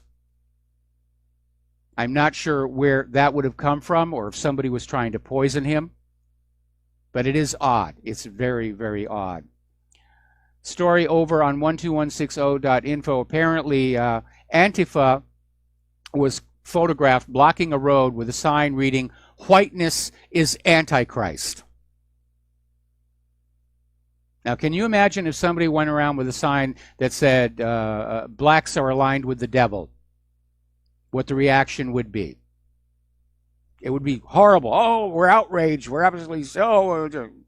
But it's okay to say those things about white people. They deserve it. They're evil people. Israel, of course, is still pushing back hard on the boycott, divestment, and sanctions movement, and that tells us, in fact, that it's actually working.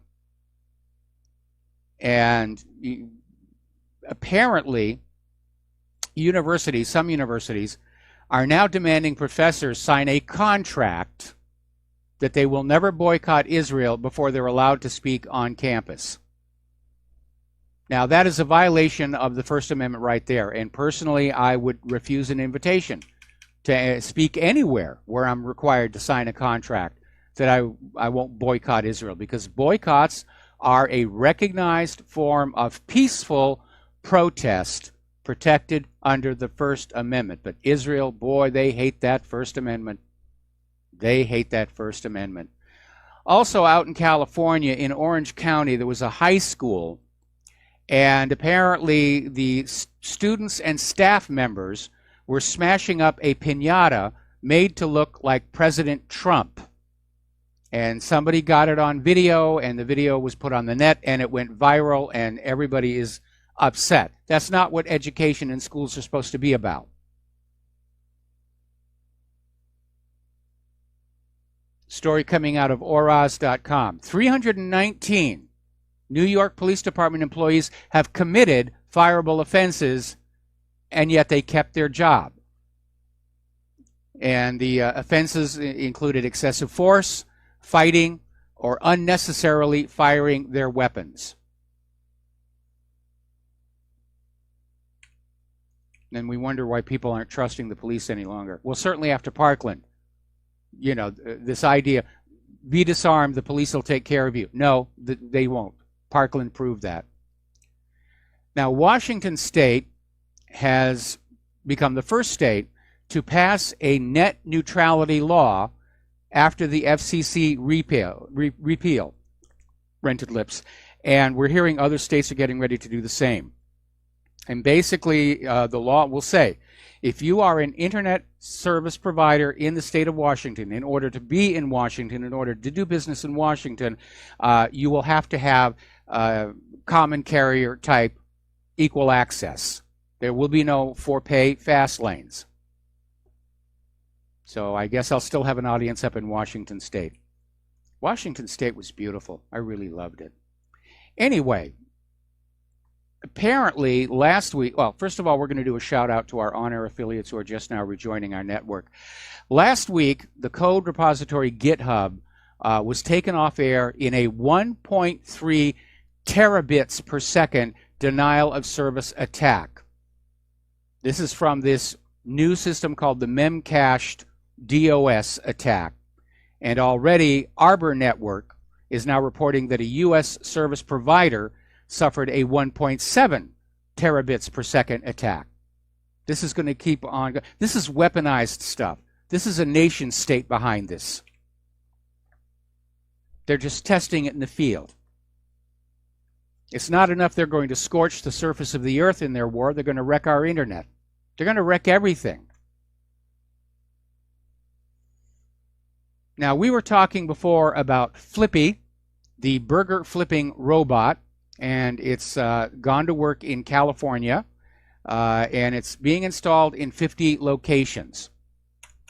And obviously, you've heard my concern before that increased automation means increased unemployment, which means a slowing consumer economy. But I got to see a video of this thing, and that's really all it does. It's just an arm that's attached to the griddle, and it sees where the hamburger patties are with computer vision and just flips them on a regular basis. It still requires a human to put the burger patties on there. So it may be that the economic impact on the employment market won't be all that great, or the person who's putting the patties has other duties to do. I'm still very concerned about this idea of too much automation and robots displacing workers, because we've already got massive unemployment as it is. And we got to do something to fix that. Now, Saudi prosecution has accused YouTube of supporting terrorism. YouTube is about to get a taste of its own medicine here. Apparently, the Saudi public prosecutor has accused YouTube of contributing to spreading extremist ideology and helping recruit young people to join terrorist groups. Now, if these terrorist groups are fronts for the CIA, then obviously YouTube is going to be cooperating with them. But the prosecutor basically accused the defendants of 63 charges, including to listening to lectures by Daesh thinkers by YouTube. Now, these charges are against these 8 Saudis and 2 Yemenis accused at shooting at a security patrol in Riyadh. But basically, YouTube, which is banning conservatives, Trump supporters, vaccine questioners, are perfectly okay with their service being used for terrorists. It's rather odd. Then we come to the Online Hate Index. Now, the Online Hate Index is a joint initiative of the Anti-Defamation League's Center for Technology and Society and the University of California at Berkeley's D-Lab. And it's basically a machine learning system that can be deployed on internet content to discover the scope and spread of online hate speech. In other words, they're automating censorship. And if you want to know what the ADL is really all about, you need to go back and read about its origins. And it has to do with a story of rape and murder, and I'll dig it out and post it up on what really happened. But they're trying to automate censorship, and of course, what the ADL wants is to silence all comments and criticisms about Israel. They could care less about anything else. But apparently they are now making this available to YouTube, Twitter, and Facebook. So now YouTube, Twitter, and Facebook will now be enforcing the Anti-Defamation League's requests for censorship on free speech. Like I said, Israel hates the First Amendment here. Now, Facebook claims to be working on what they call a mind-reading project. And they're saying it's all about improving our lives. Really, honest, that's it. And basically, according to Regina Dugan, the new technology, you won't have to worry about being rude when you check messages. If Facebook's mind-reading software is successful, you'll never need to actually look at your screen or type on your smart device. Facebook will simply read your thoughts. They have 60 employees working on this, and they're trying to develop non-invasive sensors that can measure your brain waves, decoding the brain signals associated with language. Basically, the software will decode the words you're thinking as you think them and translate them directly into your device. I would be interested in seeing a demonstration, but I'm not sure I would actually want one myself. There's another development project out there where they're claiming to have this computer that can literally put on a computer display what you are visualizing in your head, your imagination. I get very nervous at this blending of computers and the brain.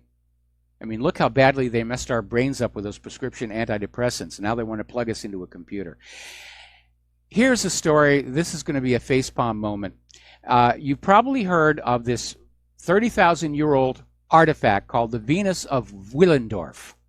And it is an iconic piece of archaeology. It was discovered in the early 20th century in the Austrian village of Willendorf.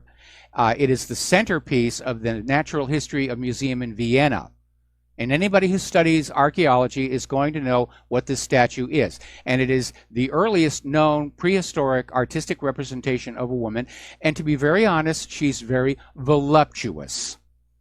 And Facebook has deemed this image as dangerous pornography.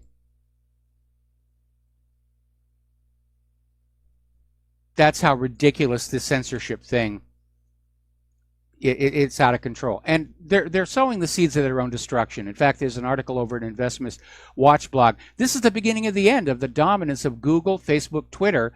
They'll probably still be around in 10 years, but much, much smaller. Kind of like CNN and MSNBC and NBC News and ABC News and so forth and so on.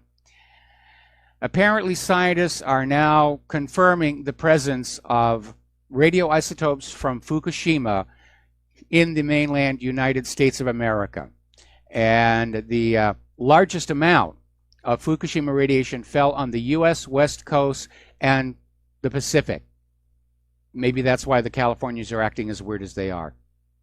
And people need to realize the danger of contamination. Now, you can buy an inexpensive radiation meter on eBay, but you need to get one that will pick up alpha radiation, because a lot of these nucleotides, that's what they're emitting. And the really low-end, cheap Geiger counters only pick up beta and gamma radiation, which is also bad as well here. Just after they're cleaning up from the last one, there is another major winter storm that's going to hit the Northeast tomorrow. And I've been trading text messages and emails with my family back there. During the last storm, some of my relatives actually had to go to a hotel because they lost power and they didn't have emergency preparations. And they're caring for an elderly member of the family who's very, very fragile. So they had to go here.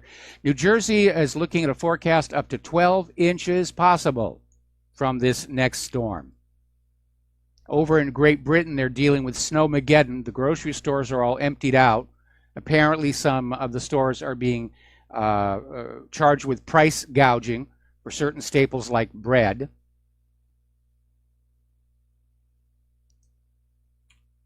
And it's a bad one. And we still have a little bit more of winter to get through. This has been a record-setting winter.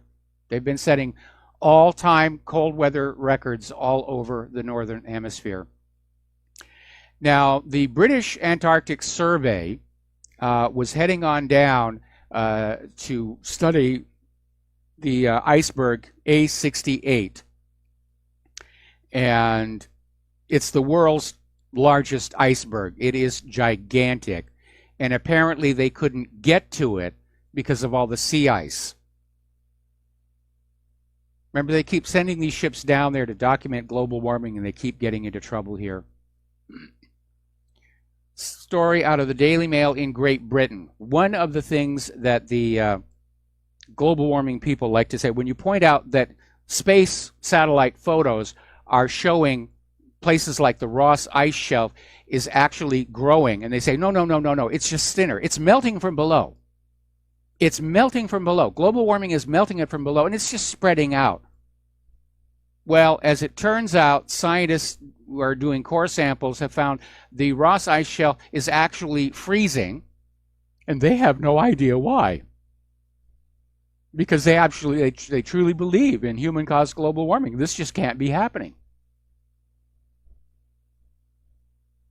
Now, Susan Crockford, who is arguably the world's greatest polar bear expert, has some really bad news for the Carbonazis.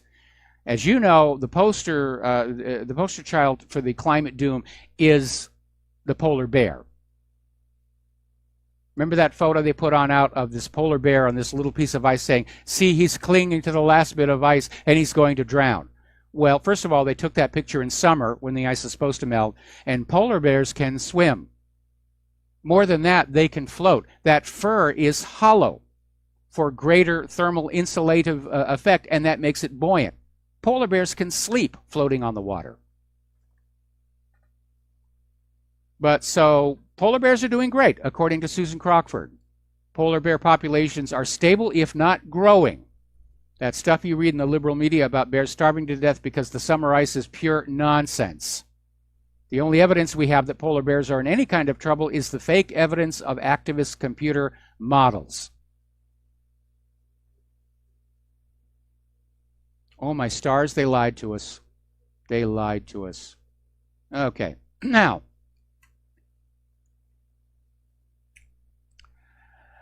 they're calling it bombogenesis for the new storm. Ireland is buried in snow. The jet streams are starting to shift. It's causing a little bit of problem for the airlines. And this last storm that went through was really bad. And over at Mount Vernon, there was this 227-year-old tree that traditionally is believed to have been planted by George Washington himself. And it's been toppled. I don't know if there's a tree surgeon that can put it back together. If it broke the trunk, that's it. If it just uprooted, they may be able to replant it. So hopefully that's going to work out really good. Now, apparently, there is a court case. It's up in the Northern District of California, and it has to do with water fluoridation. And the Environmental Protection Agency sought to limit the information available to the court while making their decision on whether or not to ban water fluoridation. Now, the lawsuit was brought forth by Food and Water Watch Incorporated, coalition of health organizations and individuals concerned about fluoride, as well they should be. So, as the lawsuit proceeded, the EPA interpreted the language of the law to mean the judge should be limited to reviewing just the information the EPA provided when it decided to reject the original petition in February of this year. And the disagreement is whether, in reaching its own decision, the court can consider information the EPA did not provide. And the judge said, yeah, I can look at anything I need to look at to figure out what's going on. But what an arrogant thing for the EPA to say. You're only allowed to look at the stuff that we present you. It's like, it's just EPA propaganda. It's not science. The EPA is, well, they're just as crooked as anybody else on the global warming scam. They're part of it. All right, we're going to take a commercial break here. We're going to start opening the phone lines here for the rest of the show, and we'll be right back. Aloha, America. Welcome back to the show, and we're going to go to the phones, starting with Laura in Michigan. Aloha. Welcome to the show. What's on your mind? Hi, Mike. I forced myself today to watch the APAC meeting on C-SPAN. And first I saw Netanyahu talk about what friends are, countries are. And then Rubio and Coons have legislation to fully fund security for Israel. So we can fully fund security for Israel. That's the Coons-Rubio legislation. And they talked about how there's one thing about Congress we're bipartisan about, he said. And the one thing is, we're all for Israel. We're bipartisan that way. Disgusting. Absolutely disgusting.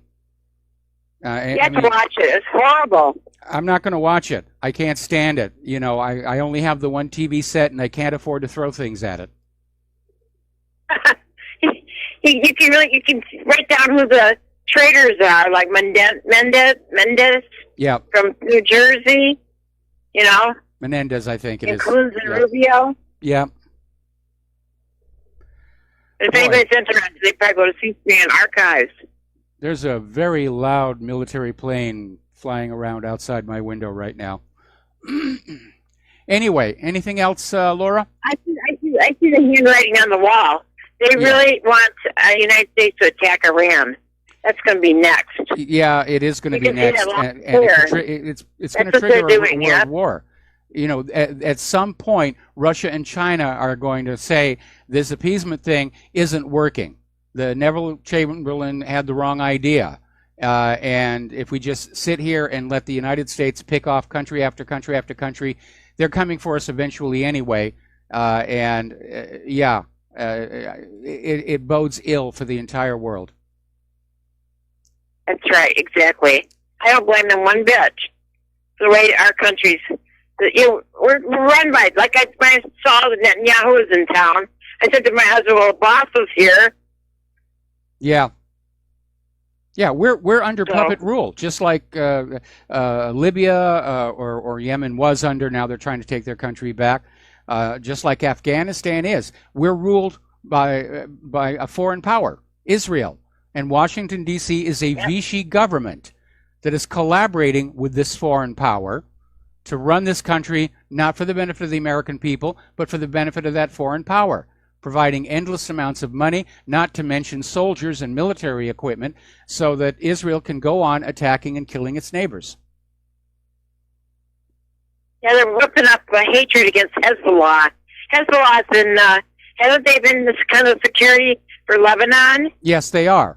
and Israel wants to get rid of Hezbollah because once Hezbollah is gone, Israel can invade Lebanon, see some of the land there, the Litani River, some other assets that they covet.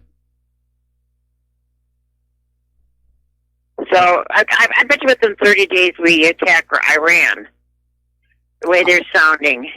I would. I don't know about Iran, but I'm expecting Israel to go into Lebanon almost immediately because Netanyahu's own cabinet is starting to turn on him, and he needs a war to distract the media and the people away from just how corrupt he's become. Well, isn't that great, though? We're going to fully fund Israel's security. I find it disgusting. We can't even fund our own security. Our borders are completely wide open. Yeah, exactly. You know, why are we paying for a wall for Israel when we can't even afford our wall down here on the Mexican border? I mean, it's insane. It is just completely insane. That's right. It is. It is. Okay, thanks for taking my call. All right, thanks an awful lot. We're going to switch over to Steve Elkins. And Steve, I'm probably going to have to take you over this next commercial break, but let's get started. What's on your mind? Well, I was going to say you're firing on all cylinders today about Israel. You know, I read that this morning with Netanyahu coming over to the United States, and it's clearly pressuring the United States to take action on Iran. And I agree. I think yes, Lebanon will be invaded, but also I do believe the United States at some point in time here, probably shortly, will attack Iran. Not sure what they're going to use as a precursor to do so. Maybe they'll carry out a false flag or something and point a finger. That seems to work pretty good for them most of the time. But, well, it doesn't really, but that's what they do. I mean, it doesn't really because we see through the false flags. But they're going to do it anyway and act like everybody believes them. Yeah, I agree. Hey, with the reunified North Korea and South Korea getting back together again, which the United States is going to try to sabotage that in some way, you can bet on that. I don't know. I'm expecting some kind of false flag and to sabotage the possibility of both these countries getting together and being one. The U.S. doesn't want that. That's not part of their plan. And we remember General Wesley Clark's 7 countries in 5 years. This is going to be a spoiler for them if they can't kick something off. They got to keep this anger at North Korea. They can't have these two talking. They can't have them holding hands. And they're going to try to sabotage this somehow, some way. Yeah, they are. They are. They want to keep the two Koreas apart. Partly it's because North Korea represents a failed war for the United States. The war never officially ended, and the U.S. didn't win. And so there's a lot of institutional desire for revenge in the military. Anyway, listen, stay on the line. I'll come right back to you after these words from our sponsors. And aloha, America. Welcome back to the show. And we're talking with Steve Elkins. And believe it or not, they're already starting with the thing with North Korea. Newsweek.com. I'm amazed they're still in business with all the problems they're having.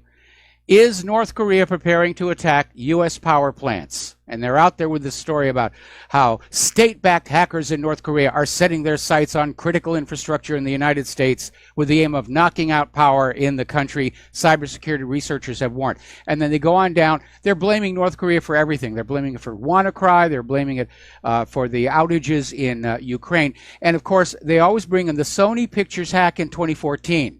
Which was later revealed to have been an internal leak, not a hack. And anybody who understands computer security understands with the state of the net the way it is very easy for the perpetrator of ransomware or hack to conceal their origin. They can hack into a server in North Korea and send their malware through that to lay a false trail. But this story is just complete and utter nonsense.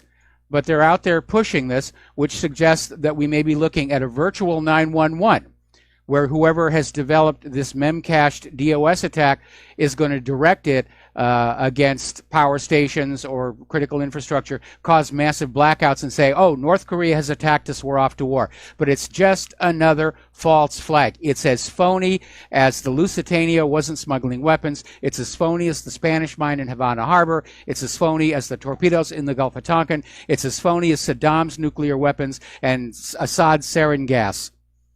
It's just another war lie. Stevie there?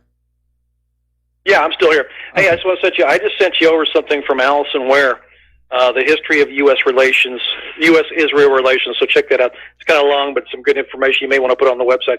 And last one I'll leave you with, you were talking about the polar bears. I remember that picture and how pitiful that was. He's going to drown. But also on top of that, the polar bear's blubber is also very buoyant. So he's not going to drown at all. They never talk about that, but the buoyancy of that blubber of a polar bear is very, very high, so they can't drown. Yes, you're absolutely right. That adipose tissue is buoyant, which is why human beings can swim and the other apes cannot, which suggests that at some point in our distant past, we went through an aquatic phase. Anyway, Steve, thanks an awful lot here, and I'm looking at the history of U.S.-Israel relations. Interestingly enough, I posted the main page of If Americans Knew to the website earlier today. So thank you for the phone call. We're going to let you go, and we're going to switch over to Kevin in West Virginia. Aloha, Kevin. Welcome to the show. What's on your mind? Mr. Mike, I had called in before and kind of said this to you. I think the congressmen and women need to stop taking the AIPAC pledge, and we need to possibly get away to the people that have taken the AIPAC pledge. Get a list out there, and these are the congressmen and women that we should vote for again. That's, in my book, pledging allegiance to another country. You see that. Yeah, I absolutely agree. That's what they're doing. That's why I'm saying we're under foreign puppet rule. And as long as members of Congress are willing to take Israel's money, then they're going to bang their hands together at everything Netanyahu says and give Israel everything that it wants taken away from the American people. We've got members of Congress who are now saying that we need to limit the First Amendment when it comes to Israel. I mean, it doesn't get more obvious than that, what's going on with all of this. Absolutely. Yeah. You know, I look at the members of Congress and I keep asking, where's a good asteroid when you really need one? I totally agree with what you're saying. One of the things, and this is just a thought that I had, because since Benjamin Netanyahu is in D.C., why don't we rally, organize, have signs out there, let them see it, no more AIPAC pledges. We don't want your money. There are protesters out there. There are protesters out there. The corporate media will not cover them. Did not know that. And the other thing that I called in about is I didn't know if you've seen this. Congress Lady Penny, her interview with CNN, talking about how it's always the jump beat, the Russian narrative, constantly on the left. I mean, with the media, and how this is probably stirring up other mentally individuals to go out and do these mass shootings. And it's always, if you look, it's always these people that commit the mass shootings. They're always Democrats, and Democrats on SSRIs. Yes. It is, there's a very obvious pattern there. Oh, absolutely. And one of my other things, this is just a thought for future references down the road.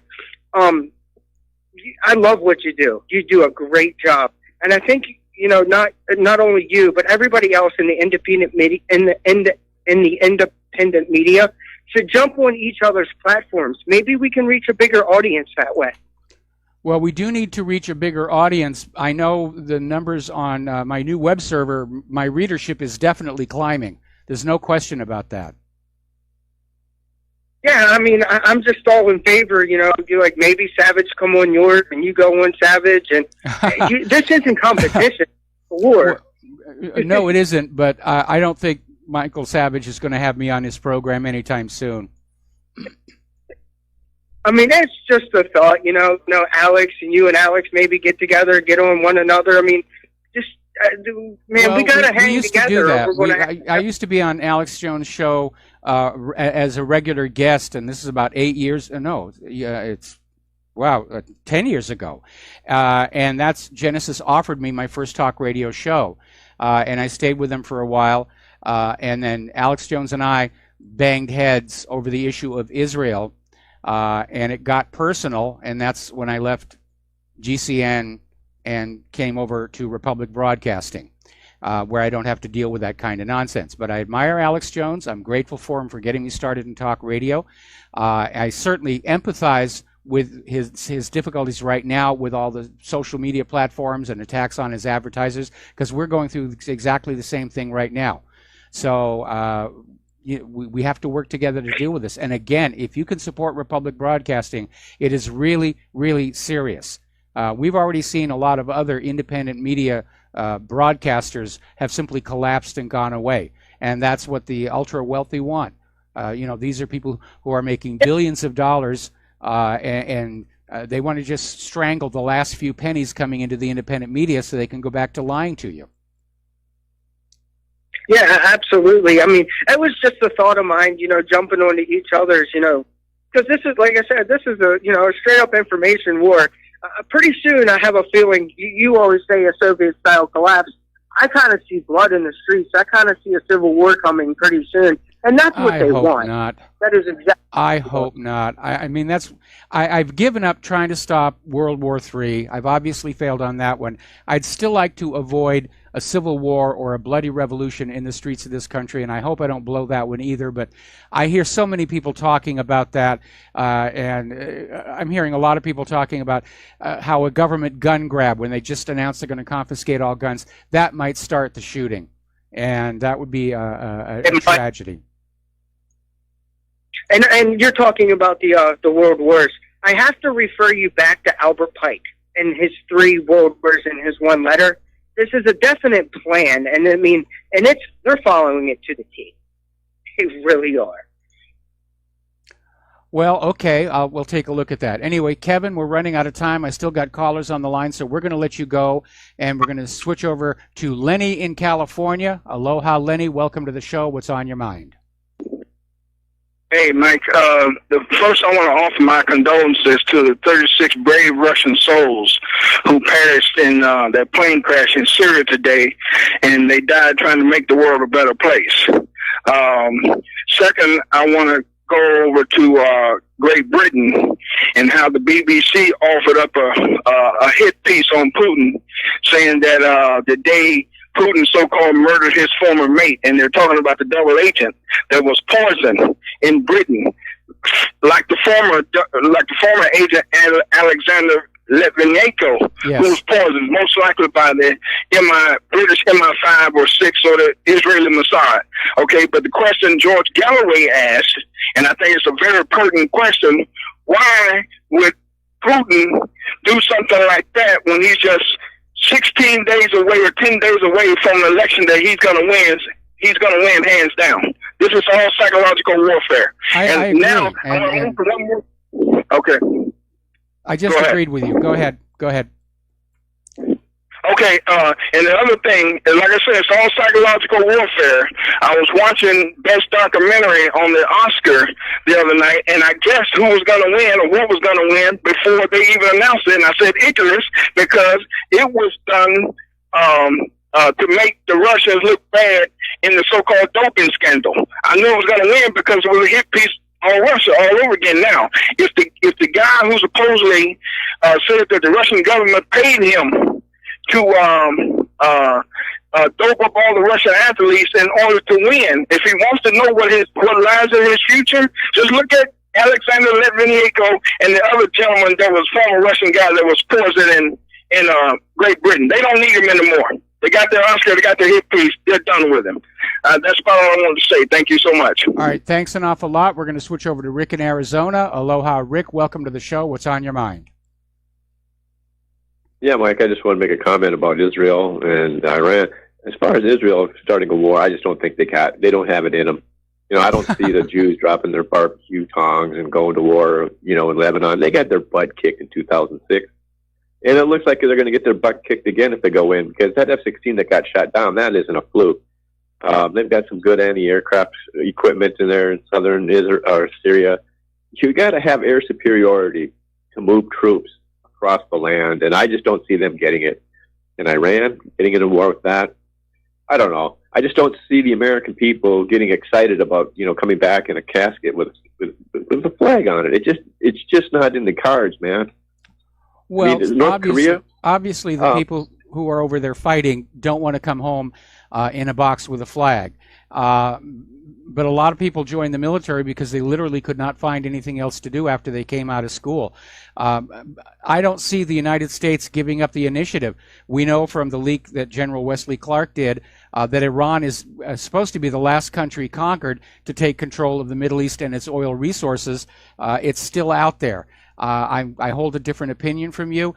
Israel has gone into Lebanon multiple times, and they've never done very well. Doesn't mean they're not going to do it again. Netanyahu is desperate right now for something to distract the Israeli media and his own population from the fact that his cabinet is starting to turn state's evidence against him in the corruption case. Same thing with getting into Syria. Israel is already selling the oil and gas from under the Golan Heights, which is still officially Syrian territory. Israel wants to grab that and annex it and make it part of Israel. They're not going to give up on that one either. And Israel does have a lot of air cover supplied by the U.S. taxpayer. They have a high per capita density of military bases all over that country. It's only about the size of New Jersey, but they've got a lot of hardware and aircraft in there. You ought to just take a view through Google Earth. Now, Google Earth deliberately blurs the images from Israel, but you can still make on out the very obvious military airfields that are there. And the Israel and the U.S. and NATO, they've gone too far down this road of war to turn back now. Well, they can't quit now without the economy's imploding. So I'm afraid, we're heading into a world war. Okay, I'll remember this conversation. Thank you. All right, thank you very much. We're going to go to Joe in California. Aloha, Joe. Welcome to the show. What's on your mind? Hi, thank you for taking my call. I just wanted to say two things. One is there's a video on YouTube, and the title is Wayne Paul's Brother to Dr. Ron Paul explains how the Fed was created. Wayne Paul, brother to Dr. Ron Paul, explains how the Fed was created. It's about 2 minutes long. Mm-hmm. Just kind of covers it a little bit. And the other thing I thought was odd was the school where the shooting was had the same name as the hospital where they took JFK to. I thought it was weird. Well, no, that's not accurate. It's basically the town of Parkland. The name of the school was something else, very long name. We call it Parkland for short. And yes, Parkland is a very common name applied to buildings and so forth and so on. And there are Parkland towns and cities in many, many states. There are only so many names that are out there. So I don't see that there's anything necessarily significant in that. Okay. Well, thank you for taking my call. All right. Thank you very much. Great We're show. going to let you go. Bye. Have a good evening. Now, a federal judge in San Francisco is hearing from expert witnesses on the science and safety of glyphosate. And the purpose of this hearing, started yesterday, will determine if plaintiffs around the country can move forward with their legal action against Monsanto over cancer claims. And I hope it moves forward, because I, for one, have had enough of this corporate immunity where they can just do whatever they want to do, sell bad products, and nothing happens to them.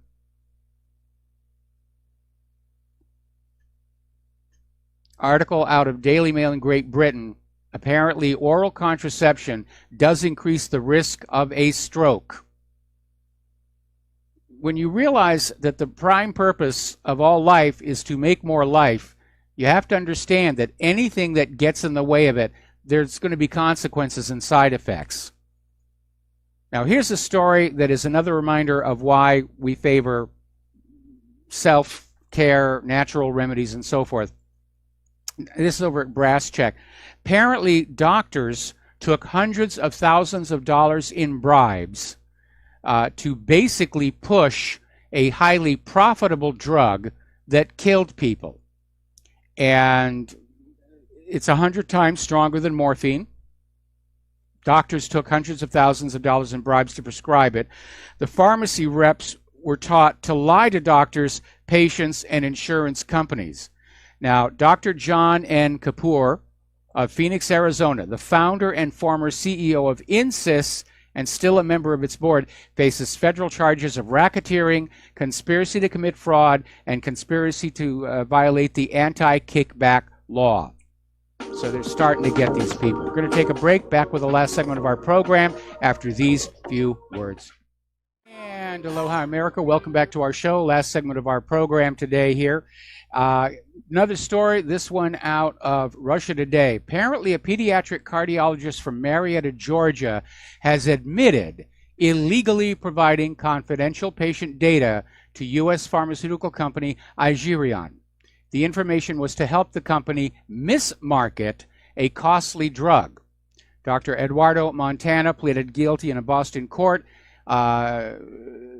basically disclosing 280 patients' individually identifiable health information to Aiea. And last September, the company was fined over $35 million to resolve criminal charges linked to the mismarketing of its drug Gextapid.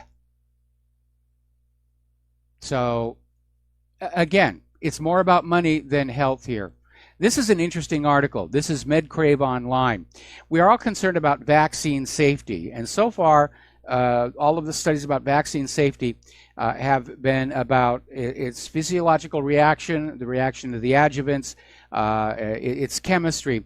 Somebody decided to take a different approach, and they basically did a study where they went on out and they bought a whole bunch of vaccines from well-known companies, and they put them underneath a scanning electron microscope, just one drop of the vaccine, and they discovered vaccines are contaminated with microcontamination and nanocontamination. And these particles they're finding in these vaccines are not part of the ingredients. In fact, they're described as inorganic, non-biodegradable, non-biocombustible. Nobody knows what they're there for, but apparently they are in all the vaccines. And is it a manufacturing flaw? Is there some piece of machinery that's grinding itself up? And so they're continuing to basically look at this and try and isolate some of these nanoparticles and discover what exactly they're made out of. Because that's a little bit scary here. Now, you've probably seen those ads for mail order, or rather online ordering, home delivery meal kits, where you get a package and you open it up and there's all the components you need to make a nice home-cooked dinner.